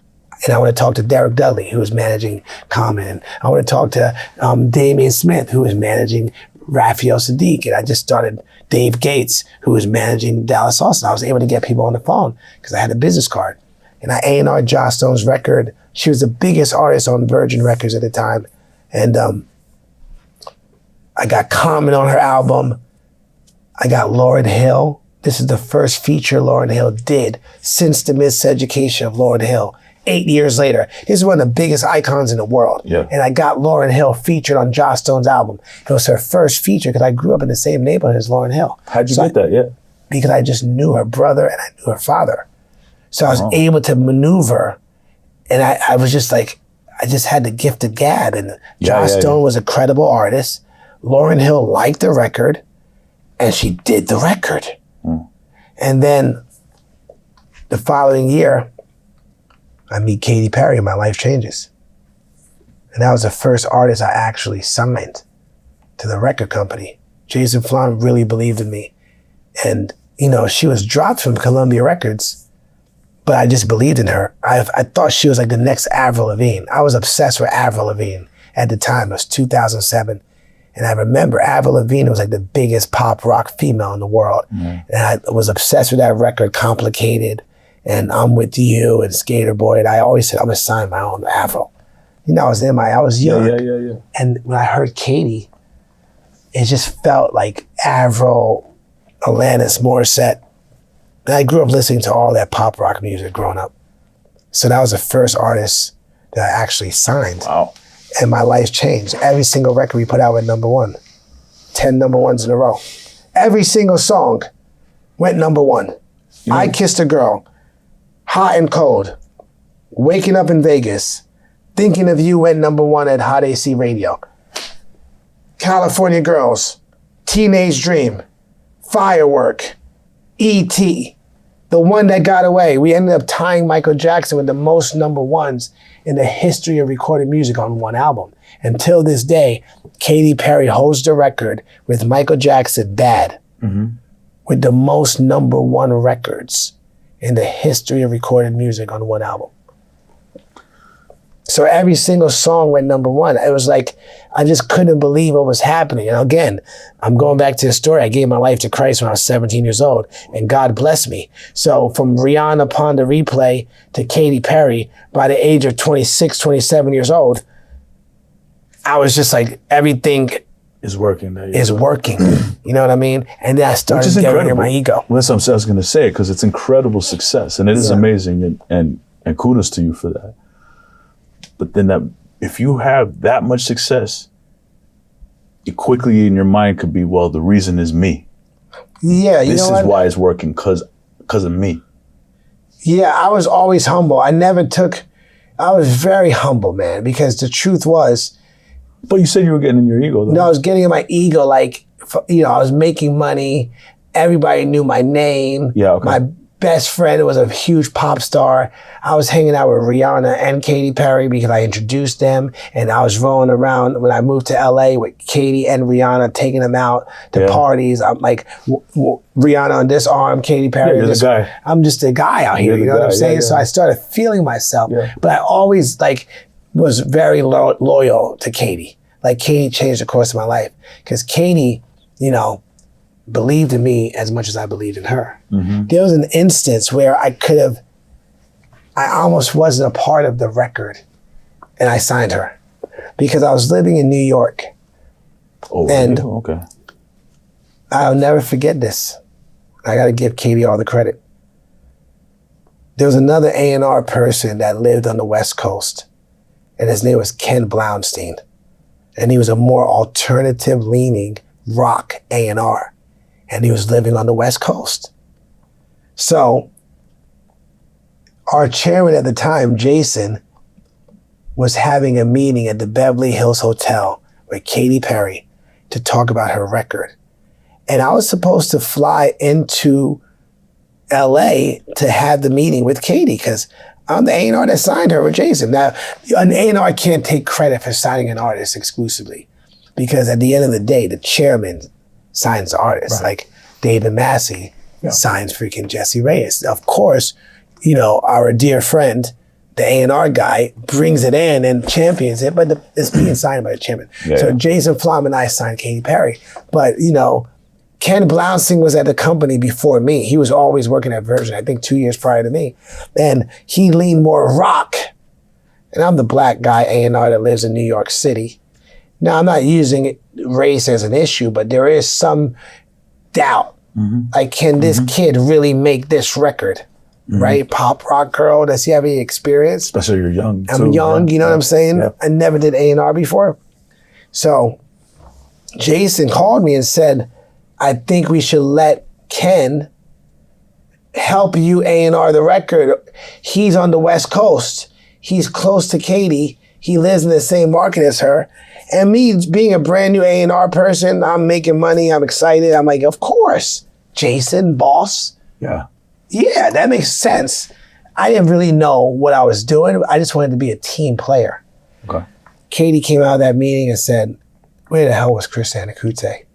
She said, I'm not doing anything without Anokute. Wow. And I remember she texted me and she said, nobody's working on my project but you. Wow. And she insisted that I was her sole A&R. She wasn't letting anybody else in but me. Because I'm the guy who believed in her. And also, I'm the guy that she's connected to. And if Katy didn't do that, I don't know if I'd be here in LA talking to you. Because history could have been different. Yeah. She basically stood up for me and claimed me as her own. And I still work for her till this day. 17 years later. I've seen that. I still work for Katy as an A&R person. I don't work for Capo. I work for Katy. Yeah. Because she's very loyal. And she knows that I'm a dear friend of hers and I believe and believed in her. You know what? That's from the beginning. It's a loyalty so important in this business. Yeah, she's one of the sweetest human beings I met in the record business and the most loyal, and she's never changed. That actually reminds me of Jesse and Jeremiah, because Jeremiah's no longer at Island. Jeremiah's no longer at Island. No, he hasn't been there for 2 years. But she's still loyal to him, and now he co-manages her. Exactly. See? Yeah. But that's what it's all about, because the great artists know the people who are going to tell them the truth, the people who are going to get up and lay on the sword for them when things don't always go well. You listen, this last Katy record we put out wasn't a commercial success. I wanted to ask you about that. Yeah. You know, listen, Katy just turned 40 years old, all right?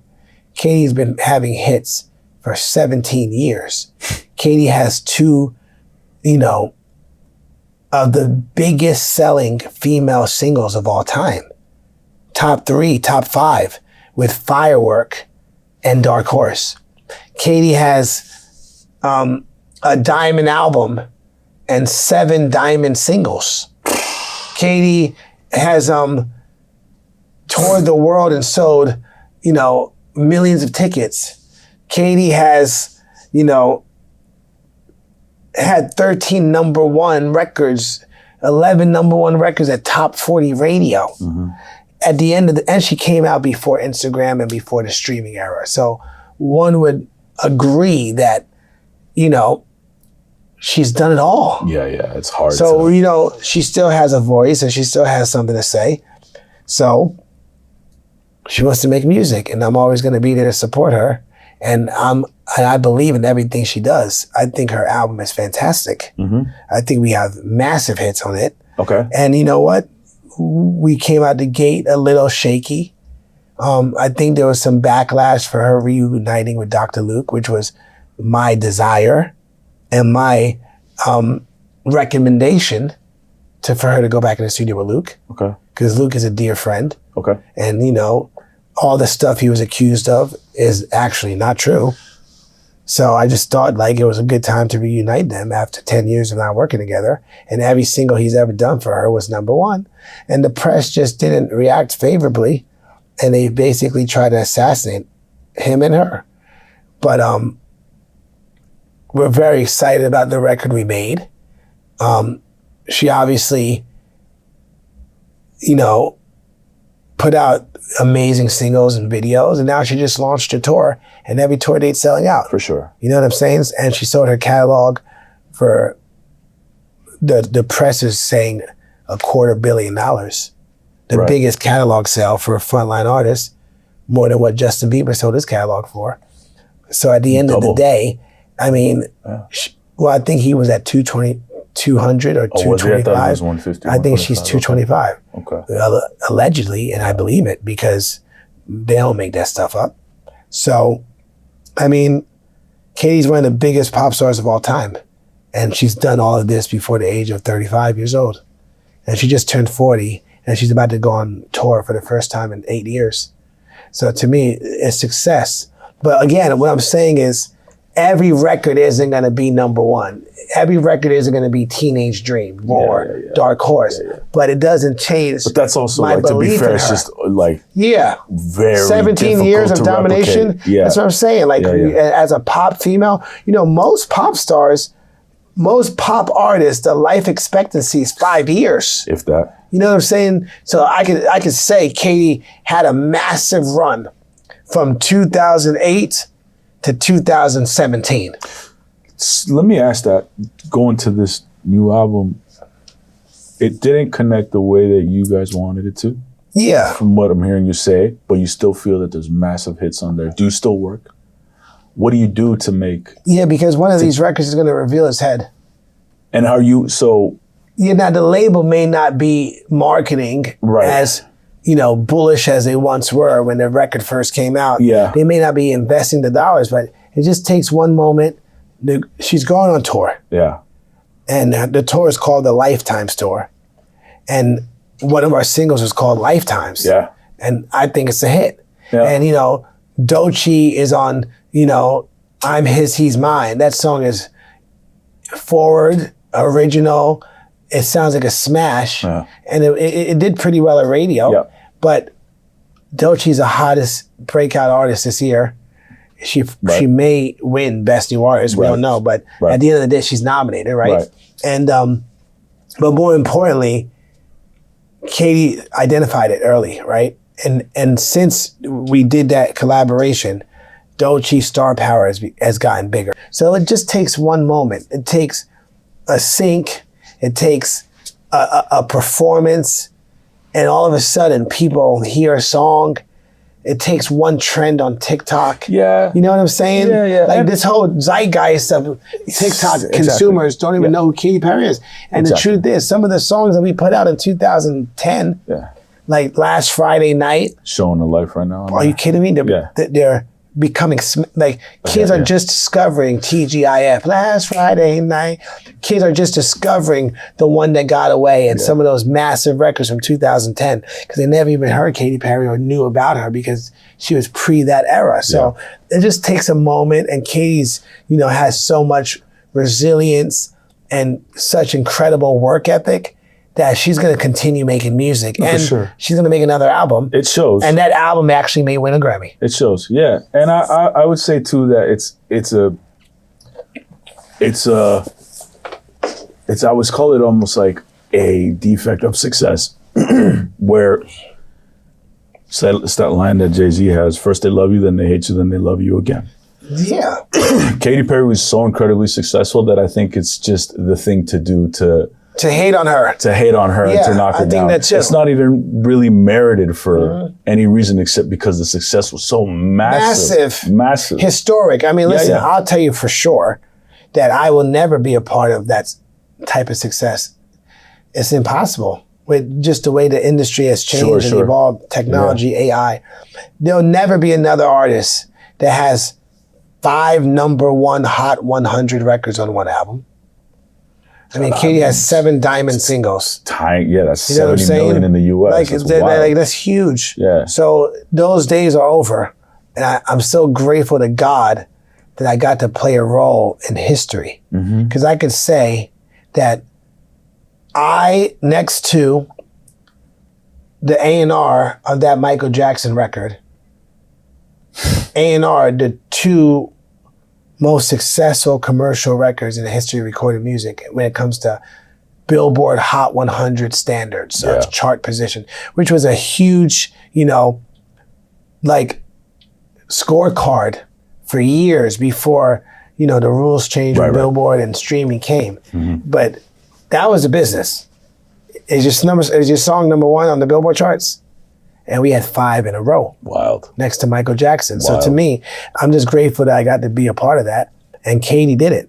That's Katy Perry. Yeah. And nobody will ever forget it. Catherine Hudson, she made history. I mean, Beyonce didn't do that, all due respect. Rihanna didn't do that, all due respect. Taylor Swift didn't do that, all due respect.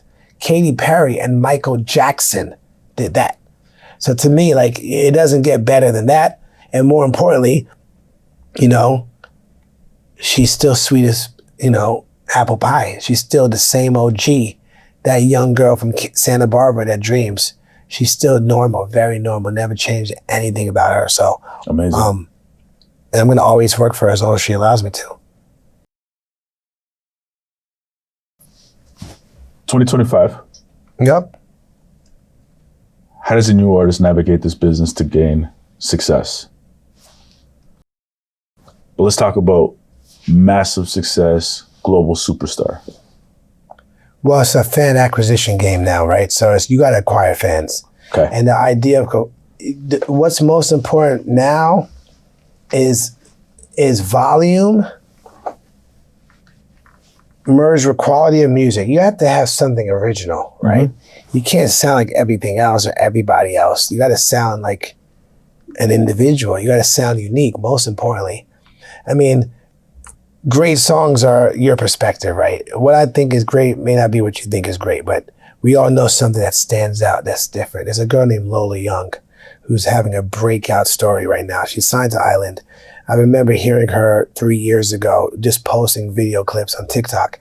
And there was just something different about her point of view, her perspective, her lyrics, what she sings about, her look, her tone of voice, and now it's working. So I just think for a new artist these days, it's like a startup. You got to know that one, it's going to take 3 to 5 years for you to build your business.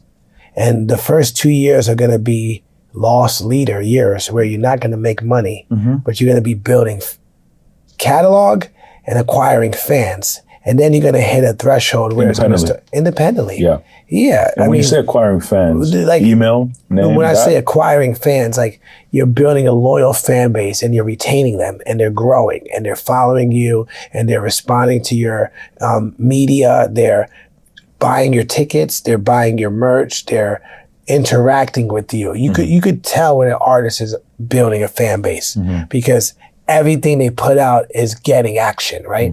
Every song they release is getting X amount of streams, millions of streams. Like it's not like they have one song that has 10 million streams and then everything else has 100 grand. Everything is consistently streaming. There's no hit. There may be a huge record in their catalog, but everything is doing well. And you could tell that they actually have a fan base and they're building a fan base consistently by, one, releasing material every so often, not 4 songs a year, like 10 songs a year, maybe 1 or 2 EPs, maybe a song every 4 to 6 weeks for 18 months. Right. They're consistently engaging, they're consistently contextualizing their artistry and building a fan base. And they're going live and they're setting up, meet and greets, even like digital meet and greets where they're talking to their fans and doing Q&As. They're dropping collections of merch every so often.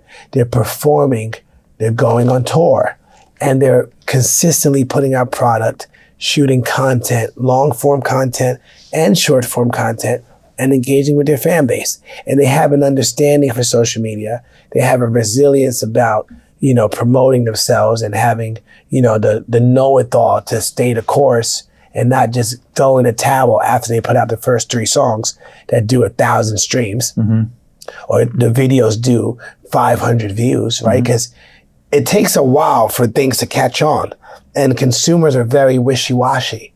So they may see something that pops up in the midst of everything else that's popping up on their screens or on their phones or everything else in life that they may be distracted by.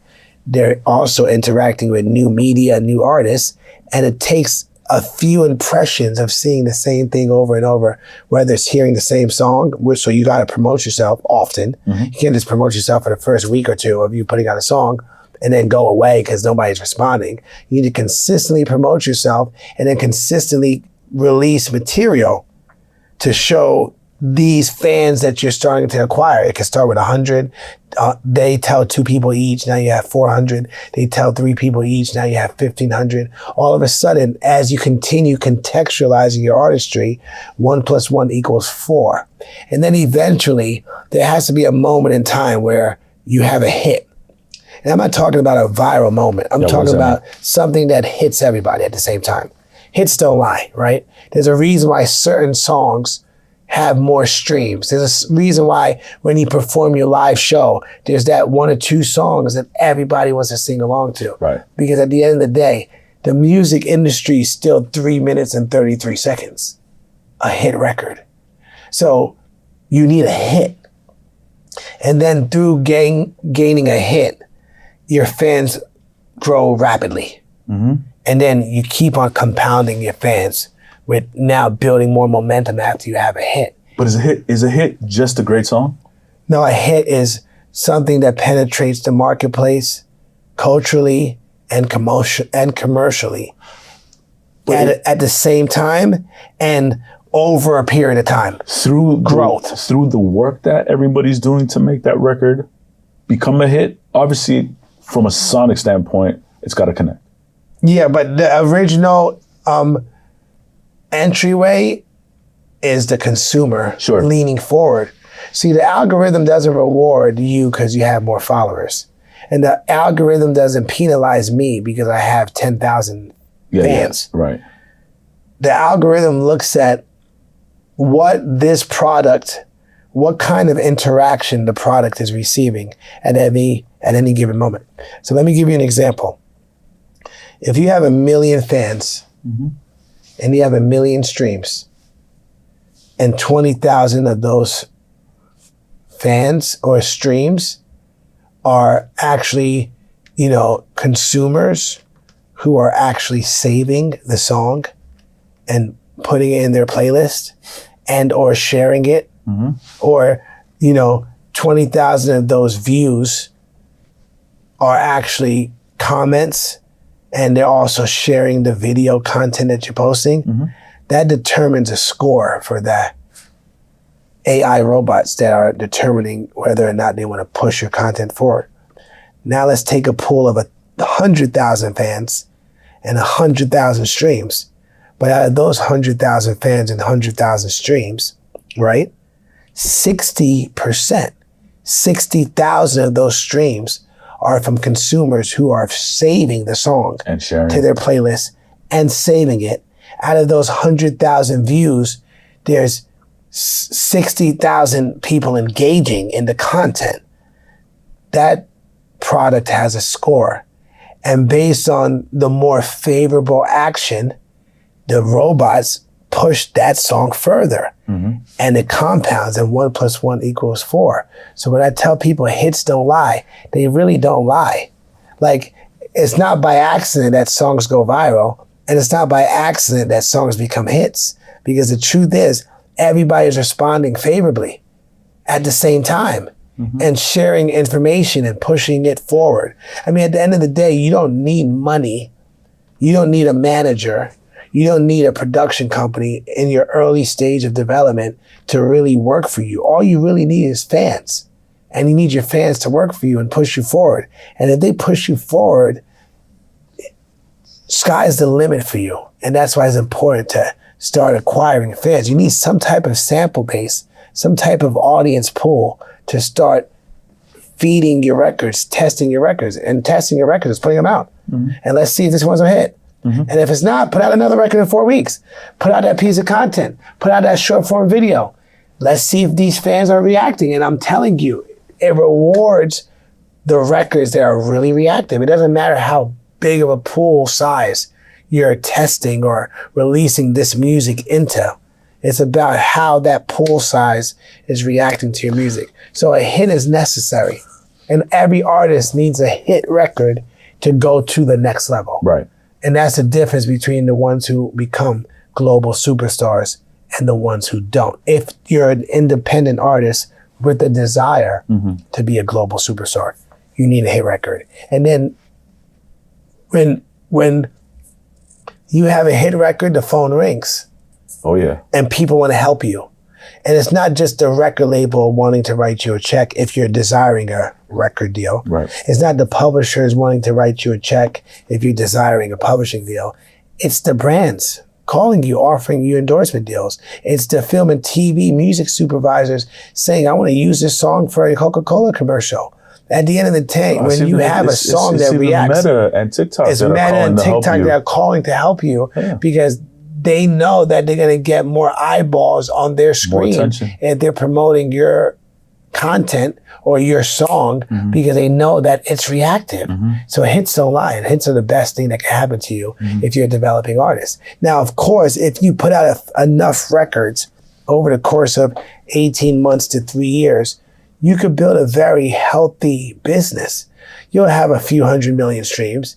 You'll be able to sell 1,500 tickets in each major market. You'll be able to honestly make a living, a few $100,000 to maybe even close to 7 figures between touring, merch, and master if you're completely independent and you've been building for 3 years consistently. You can make a very healthy living, truly independent. And to me, that's success. Like, at the end of the day, if you really think about it, you can make $100,000 a year as a recording artist if you were smart. Tell me how. And at the end of the day, too, if you make $100,000 a year, you represent the top 5% of humanity in terms of wealth. Right. Because 95% of the human population does not make more than 60 grand a year. So if you had 1,000 fans buying you a cup of coffee every month, $100 a year, it costs me $8 every single day I buy coffee. I assumed that I'd pay about $40 a week for coffee. And I'm happy to buy my coffee. I don't want to make it at home. I like to go to Starbucks, buy my coffee, take my ride, drink my coffee, right?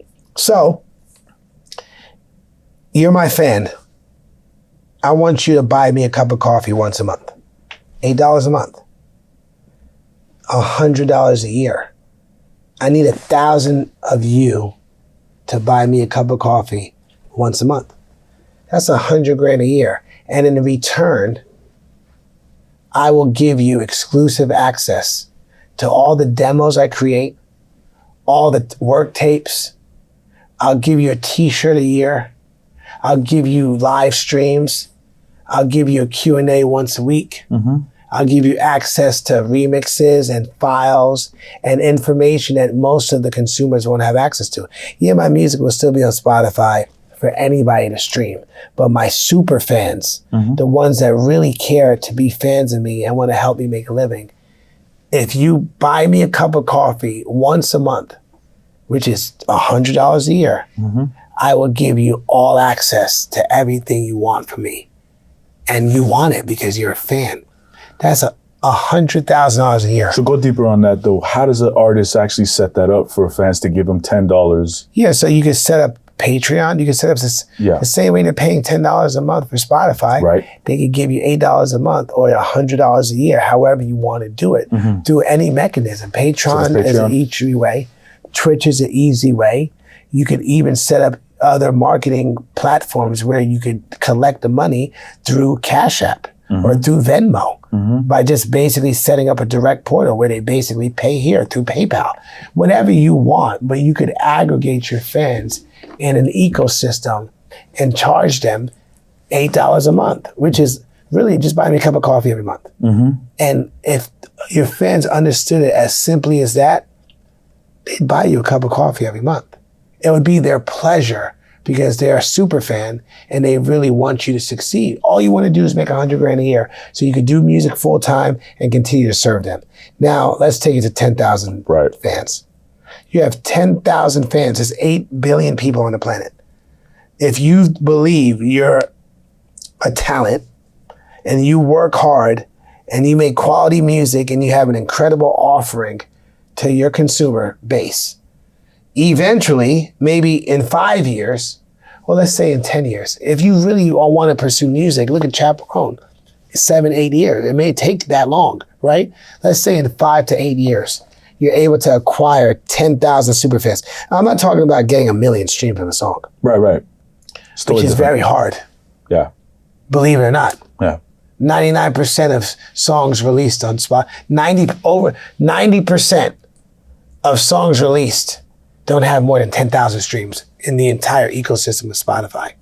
It's not easy to get 1 million streams. So I'm not talking about getting 1 million streams. I'm not talking about getting 1 million views. I'm talking about getting 10,000 fans, acquiring one at a time over the course of a 5-year period to buy you a cup of coffee every month.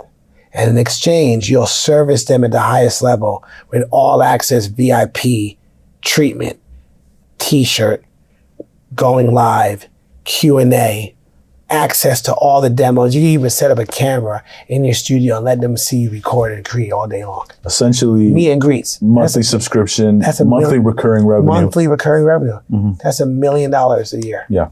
So to me, that's success. You give me, if I'm an artist and I'm pursuing the music business, that's real if success. I can make $100,000 a year, I remember telling myself when I first got into the business, if I can make a school teacher's salary, which is $50,000 a year, I prayed this prayer to God. All my dreams came true. If I could make $50,000 a year in the music industry, all my dreams came true because I could pay my bills. I could get an apartment for $1,500 a month. I could get a car for $500 a month, and I still have about $1,000 a month to eat. And I was like humble. I was fucking 21 years old. I said, if I can make $50,000 a year, I'll be in the music industry for the rest of my life. Because I remember when my parents first made $100,000, and we lived good. I lived in a, nice suburban, upper middle class neighborhood in West Orange, New Jersey, where we had landscapers come and we had green grass, and my dad had a Mercedes, my mom had a Mercedes, and, we lived good. So to me, my parents, I remember my mom made $100,000 and I thought we were rich. I remember my dad, like it was yesterday, like, yo, you make $100,000? Oh, we rich. So I said, if I can make $50,000 a year, then all my dreams came true, right? So just think about it. If I'm an artist and I can make $100,000 a year today, you don't have to live in LA. You don't have to live in New York. You can live in Nashville. You can live in Idaho. You can live in Montana. You can live in a different country, Costa Rica. If you can make $100,000 a year, super serving your fans, 1,000 fans buying you a cup of coffee every month, you're successful. Now make it 10,000 people. You're making $1 million a year. And all you have to do is engage with these 10,000 fans as much as possible to give them VIP treatment, to know that they're your super fans. And this is where the music business is going. If you look at the research with all these major music companies, they're acquiring all these fan companies, these like Weavers. That's the new meta. Yeah. The new meta is super fans. Yeah. Because they know that that's where it's going. There's too much opportunity and access where it's almost about like, let's monetize what we have. Let's not try to go for the low hanging fruit. If we can get 10,000 fans, 1,000 fans, and monetize up, we can build ecosystems, different types of ecosystems around the world, and 1 + 1 = 4, versus trying to break every artist and get 1 million streams, 10 million streams, 100 million streams, #1 record at radio, spending all this money. It's about building these small pods where you're aggregating your fan base. So that's where the future is for me. And I don't think any artist in this market, 2025, should desire fame. I think you got it totally wrong, because the idea of being famous is actually immature. And with what's happening with AI, like, I don't know if those days are even gonna be here. I don't know if fame is gonna be a thing anymore. The celebrity is almost dead. Yeah, it seems like I don't think people, in many ways. Yeah, it's many ways. I think it's about credibility, it's about audience, and it's about monetizing what you have. I don't think... Well, it's not a centralized location where everybody's going to watch one movie, one superstar on MTV or radio. Imagine when the Beatles played on the Ed Sullivan Show. Yeah, it was like, it was 70 million people watching the Beatles. Yeah. I want to hold your hand. The Ed Sullivan Show. That doesn't happen Or, anymore. a major superstar like Mariah Carey performing on the American Music Awards. Fantasy, and everybody's watching the same show. Now, nobody's watching. More people are watching Kai Cenat on Twitch than will watch the Grammys this weekend. Absolutely. So it doesn't matter. So I think the idea of wanting to be famous is immature, and it's honestly, you're misinformed. I think we should educate our artists to want to build sustainable careers where they own their rights. Yeah. They can leverage the ownership of their rights by making their own deals. Yeah. And they could eventually sell their rights one day when they have enough commerce behind it, versus being famous, because you'll be wealthier independently over a longer period of time. And I think building wealth, true wealth, is much more holistic than building fame. And when I say wealth, I'm not talking about cash. I'm talking about freedom. I'm talking about peace.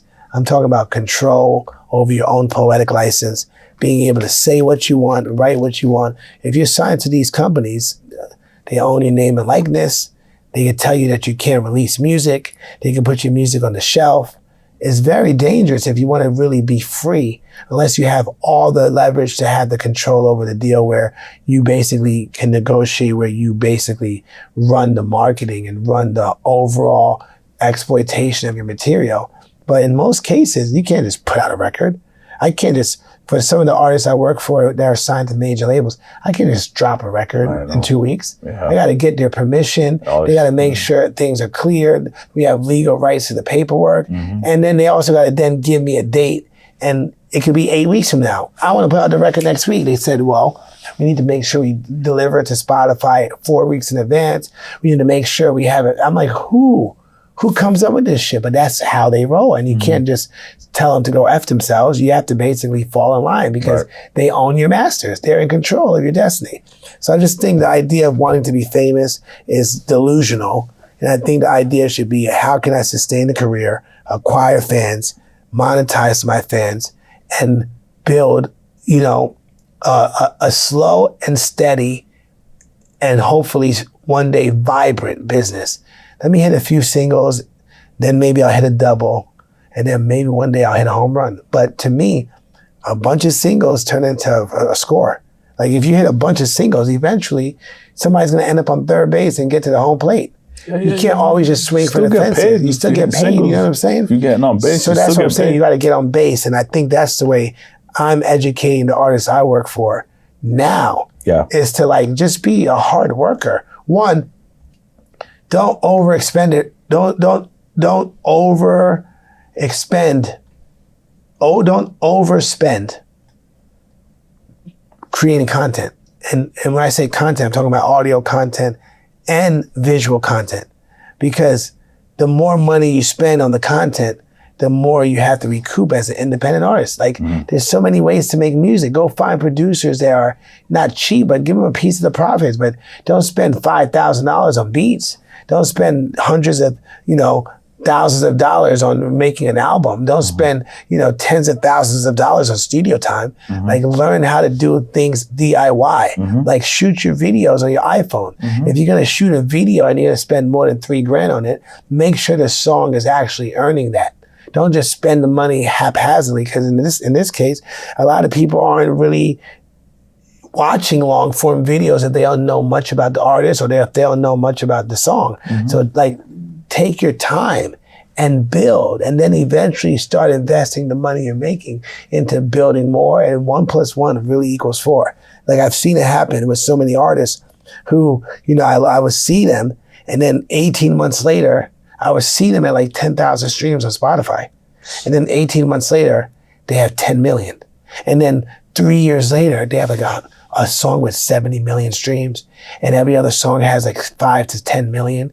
And they're making money, and they're doing their first headline tour, and they're selling out shows, and every major music company is trying to invest in them, and they're doing brand deals, and you just got to keep on going. And before you know it, you could have a Russ story where you have 500 million streams, 1 billion streams.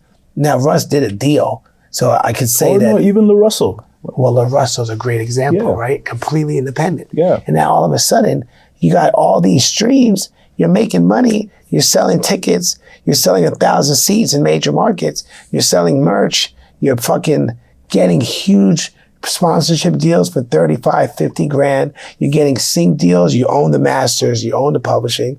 And it's even important to you don't also need a bunch of co-writers. You don't need to split your publishing all types of ways. You don't need to split your master all types of ways. Like find your people, connect with a couple people, write your music and just put it out and watch what happens. So that's the way I would advise an artist in this market, is to just build. And I'm not saying build slowly, but build maturely. Like don't be immature. Don't haphazardly spend money. Don't assume you're gonna get famous, because that's just immature and delusional. I want to be famous. Like that, I just think that's an immature spirit. Like what do you want to be famous for? Like what happened in your life that makes you want that kind of validation? Because I never had that desire to be like famous or known. Right. I just wanted to take care of I just wanted to earn money, have freedom. That's why I don't like working at companies or for people, because I like to be in control of my own destiny. I like having freedom to express myself. I love sitting here with you, Reese, to be able to talk freely about my, wisdom in the record business, my challenges, my shortcomings. I can admit to you that, I've been a bad actor. I can admit to you that I've played a part in manipulating streams. I can admit to you that I've been in rooms where my colleagues were doing payola. I can admit to you, because at the end of the day, you can't fire me, and I don't want you to hire me because I don't want your job. I'm a free thinker. I'm a free man. I think it's important that this information is out there because there's a lot of hearsay. I'm telling you, yeah, it does happen, and it's going to continue to happen, and it is what it is. Now, at the end of the day, I don't want to play in that sandbox anymore. Yeah. I don't want to sign artists to exploited deals. I don't want to take your rights. I really don't. I want to give you your rights back. There's an artist right now that I signed 4 years ago.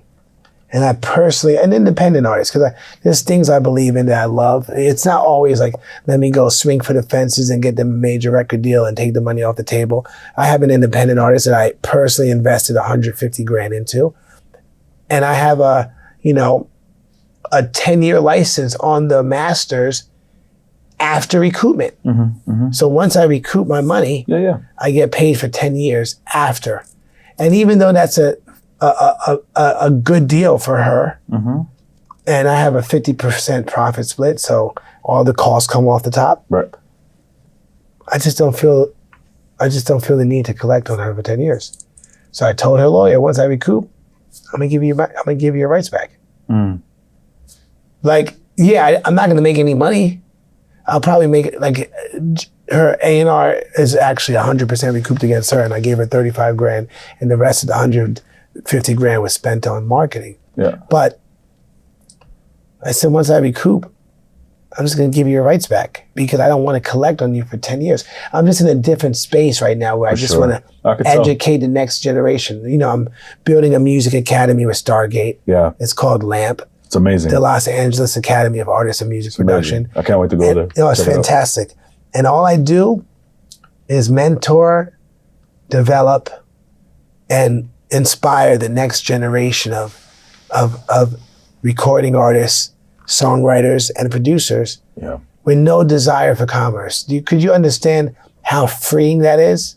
I don't care how many streams they have. I don't care how many followers they get.